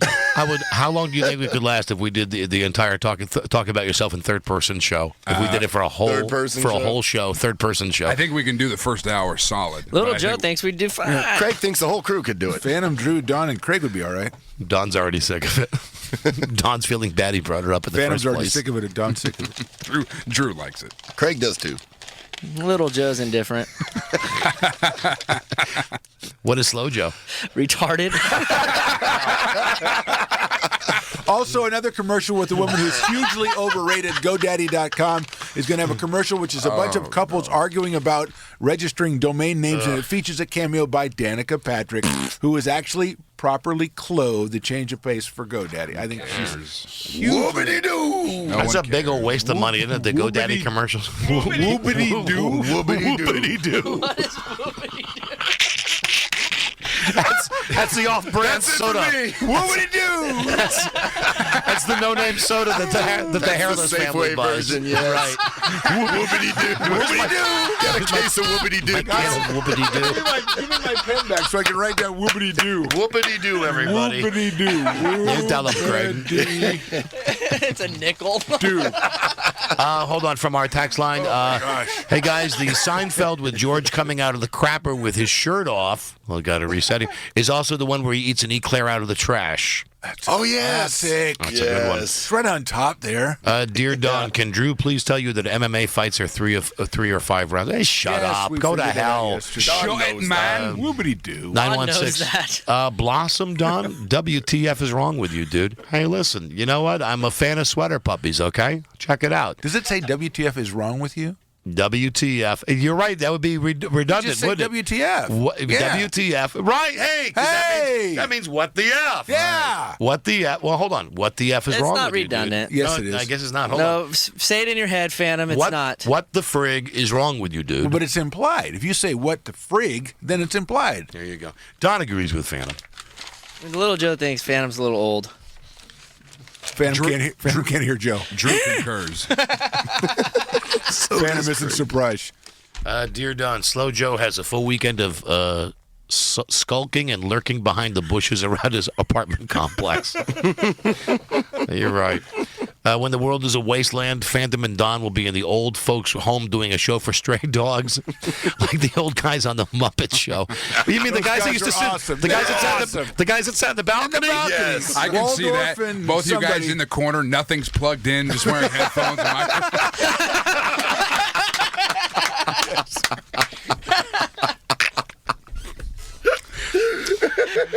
Well, Craig would listen to that show. We'll call it whoopity-doo in the morning. let's do a break here. We'll come back. Oh, man, that would be a morning zoo, wouldn't it? How about we just restart the news?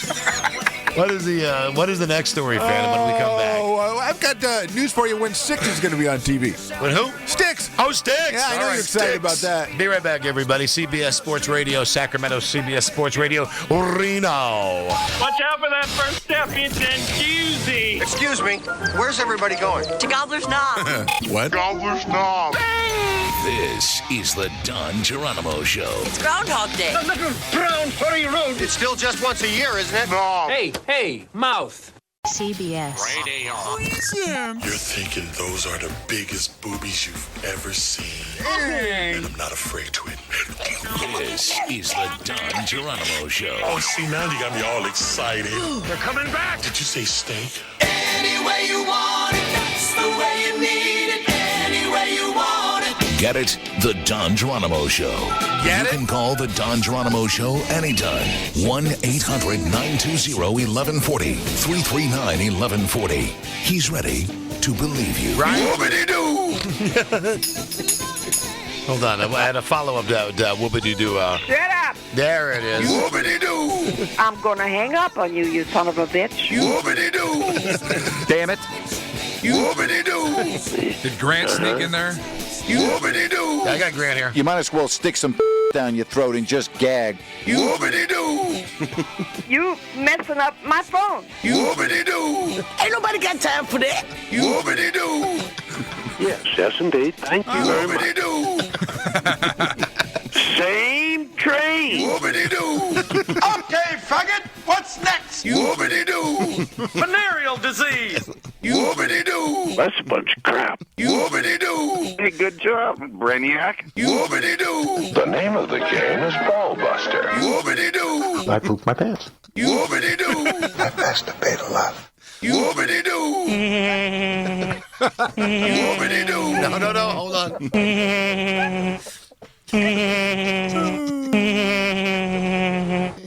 Whoopity-doo. N-person. Whoopity-doo. Non-N-person. Whoopity-doo. How about this new thing on the N-word? Everybody's now against the N-word. Whoopity-doo. You feel it was inappropriate? I didn't mean to be inappropriate. I just thought it was a logical question. Whoopity-doo. All right, I'm out. 9:41, and back to Phantom. Good morning, Phantom. Good morning, 9:41. Time to stock up with Coors Light for your big game party. Speaking of the big game party, Yeah. Canadians don't want to hate the Super Bowl. You know, their football's a little bit different. It's got 3 downs, 20-yard end zones. It's the Grey Cup. And players making like $50,000 or whatever. What did he do? They still love to watch the Super Bowl, but there's a big problem. They don't get our commercials, which is what most people really want to see. They get Canadian commercials instead, Do they really? which don't really compare. So they have 2 main options. 1, they find a place where a U.S. feed of the game is illegally streamed online. Or 2, if they live close enough to the border, they can buy a large antenna to try to pick up the CBS broadcast. But for the most part, they get Canadian commercials, and that ruins everything. Wow, I did not know that. I did not know that they ran their own. Well, I know this about Canadian radio back in the day. There were a lot of big top 40 stations in Toronto and in Montreal. And at one point, I got offered a job by one of the stations by 1050 Chum, big 50,000-watt radio. Chum. The Chum. In Toronto, it was a killer top 40 station. They flew me in for the interview, and I had no problem living in Toronto. It was like an American-type radio station, except they had these rules. There it is. You found it, 1050 Chum. There was Canadian content rules that meant that in any hour, 40-60% of the music had to be by Canadian artists, and it would really hamstring a radio station. Now that's an FCC thing. Yeah, that was a Canadian FCC thing. Right. Because you would have to, there weren't that many Canadian artists. So like, I'm looking at the playlist for the radio station. Every hour it's goddamn Gordon Lightfoot. Every hour it's stupid Anne Murray. Snowbird. The worst. It was the worst. And I don't know if they have something similar now. Something similar now with Canadian content for their commercials. I don't know. Whoopity-doo. I wonder how there it is. Obviously, it's not going to be for ad time during their Super Bowl. Obviously, it's not going to be as expensive, but I wonder what the ratings are in Canada. Are you talking about how much a commercial would charge during the Super Bowl? Right, up in Canada, yeah. Up in Canada. In Canada. In Canada. In Canada. In Canada. Whoopity-doo. TV reminders for this weekend. The first one is for Craig. Tonight at 8 on NBC, the 44th Annual NAACP Image Award. Yeah, I'll hosted by Steve Harvey. I got that on DVR. I'll watch it tomorrow. You love Steve Harvey, don't you? Oh, whoopity-doo. Whoopity-doo. Also tonight. Yeah. Sticks. Yeah, where's Sticks? You mentioned this is on VH1 Classic, performing their albums Grand Illusion and Pieces of 8 in their entirety. Yeah, dude, I might have to put that in the DVR. Check it out. I don't know if that VH1 is always HD, though. That's the only thing. I don't think it's HD on our system. You're right about that. And Well, again, who cares? And I don't DVR anything that's not HD. You know, I DVR'd something the other day, and I sat there looking at it like a mental... I know what it was. Mall Cops of America. It's a show Janet sure, I've seen that. Yeah, we used to watch that a couple of years ago on Discovery. It was about mall cops at the Mall of America in Minneapolis, and it was fantastic because they pretended like they were real cops. They have their meeting at the beginning of the day on Hill Street Blues. Hill Street They always say, careful. Let's be careful out there. That's what they're doing at a stupid mall.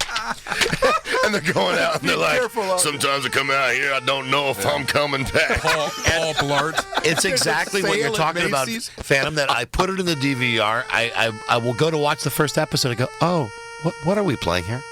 It's Hangman is coming down from the Is this Renegade? Yeah, Renegade. It's 8-bit sticks. 8-bit sticks. Okay.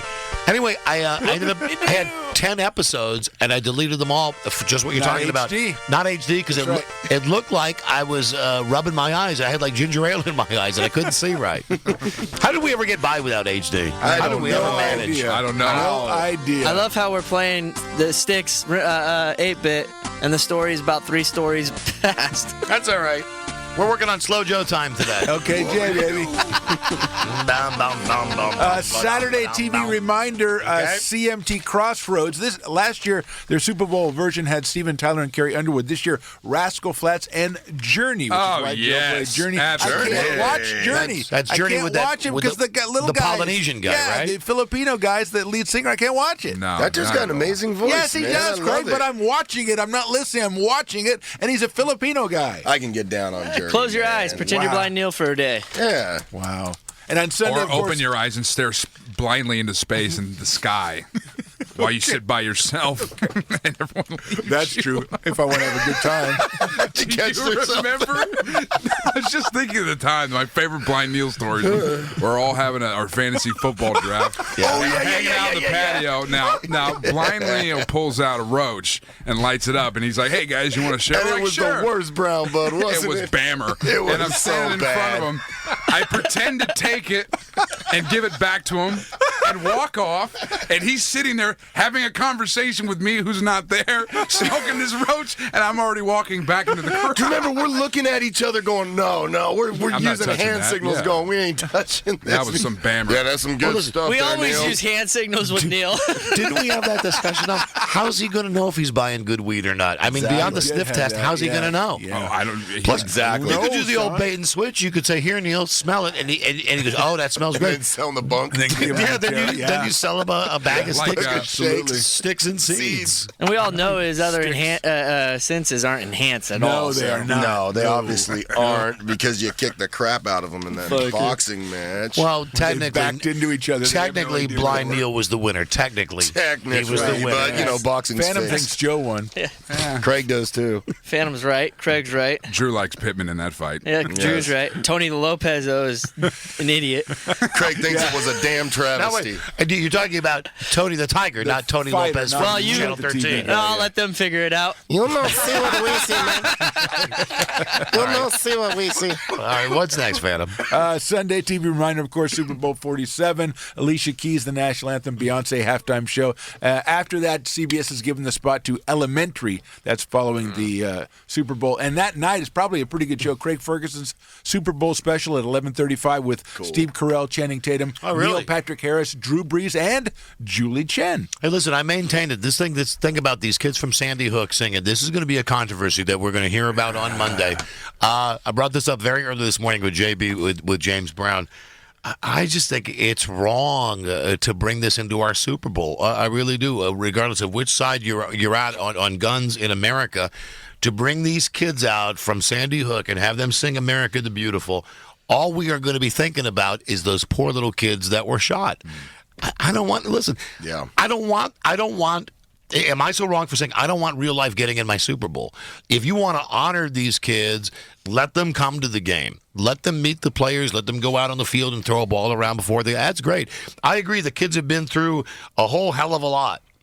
But Jesus Christ, why you got to get that in my Super Bowl? Why do I have to have a real life tragedy of 20 kids being shot 2 minutes before my Super Bowl game? That's all I'm saying. Like we had talked about this morning. And I bet it plays out over the weekend. I bet you hear a whole lot more about it over the weekend. Oh, I'm sure they will, but it's like we were saying, would you have them come on and sing, or would you have them in the crowd and in a section and just show them on TV? I'm with Don. Why do you have to show them? Well, either way is going to cause some kind of, I don't know, man. I don't know why you have to show know they're there. But the Super Bowl, like I had mentioned earlier this morning, it's uniting the entire country together. 130 plus are going to watch this game, and it's a reminder. This is what's going on in the real world. Enjoy the game, have fun. But why do I have to have that reminder? I'm not saying you have to. Like, listen, even on 9/11. On 9/11, I think for that Super Bowl, wasn't that the one that Bono came out and all the names were behind him? Yes.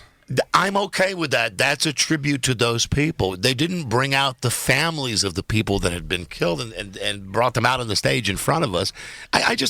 It's going to be a weird feeling. Mark my words, it's going to be weird on Super Bowl Sunday because you can have some people going to turn into a political thing. Phantom just said, because America needs to know, and that's exactly why they're doing it. Because we don't need to know. It's their agenda. They need to put them on the stage so now we talk about it. And listen, that's the reason. I understand. I'm not a pro-gun guy. I don't like guns. I respect the right of people to own guns, but I have to say this: where were the kids from Columbine before the Super Bowl? Right? Why are we being selective about if there's a tragedy, we're going to bring these people out? What about the Aurora shooting? That's a fair point. That's a fair point. That's all I'm saying. I just think it's you know why? Don't screw with my Super Bowl. Just leave that one day like it is. Because Columbine was a pair shooting another. He was shooting kids of his own age. This is. I don't care. Children. Hold on. No, this. I swear to God, 6-year-old kids getting shot by a grown man, a 19-year-old kid, whoever.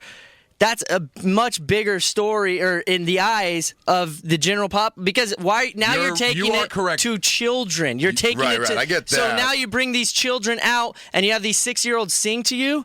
Of course, that's why they're doing it. It's going to be heartbreaking. Absolutely, just heartbreaking. And that's their reasoning, Don, because now we're talking about it. Because the kids who are coming out to sing on Sunday are going to give a voice to the kids who unfortunately cannot watch the game on Sunday. But that's how they'll make it. I don't mean to come off like a heartless bastard. No, why the hell are we doing this on Super Bowl Sunday? No. You make a fair point in saying, okay, you're bringing the Sandy Hook kids out, but what about the Columbine kids? I don't want. What about the Aurora kids? I don't want any of these kids. I don't want any tragedy. It's a goddamn football game. How about you give me my 3 hours of football? I know. I'm telling you, you're making a fair point. Because I am the guy. I cried when I watched the tape of the kids singing "Somewhere Over the Rainbow." You cried when they tortured RoboCop. Hey, you cried when you're sick. And you cried when you were sick. Screw yous all. Screw yous all. Whoopity-doo. That's well said. What I'm saying is I understand your point about them being selective and picking certain people. And so what if I cry? So what? Nothing wrong with You that. got feelings. Drew thinks you're sensitive. Craig has no problem with it. Phantom, thank you. Sorry about the end of the news there. We gotta do a caller 100. Craig still loves you. 339-1140. 800-920-1140.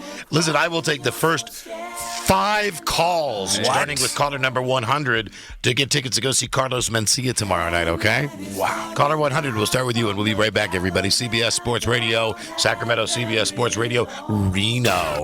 Oh, no.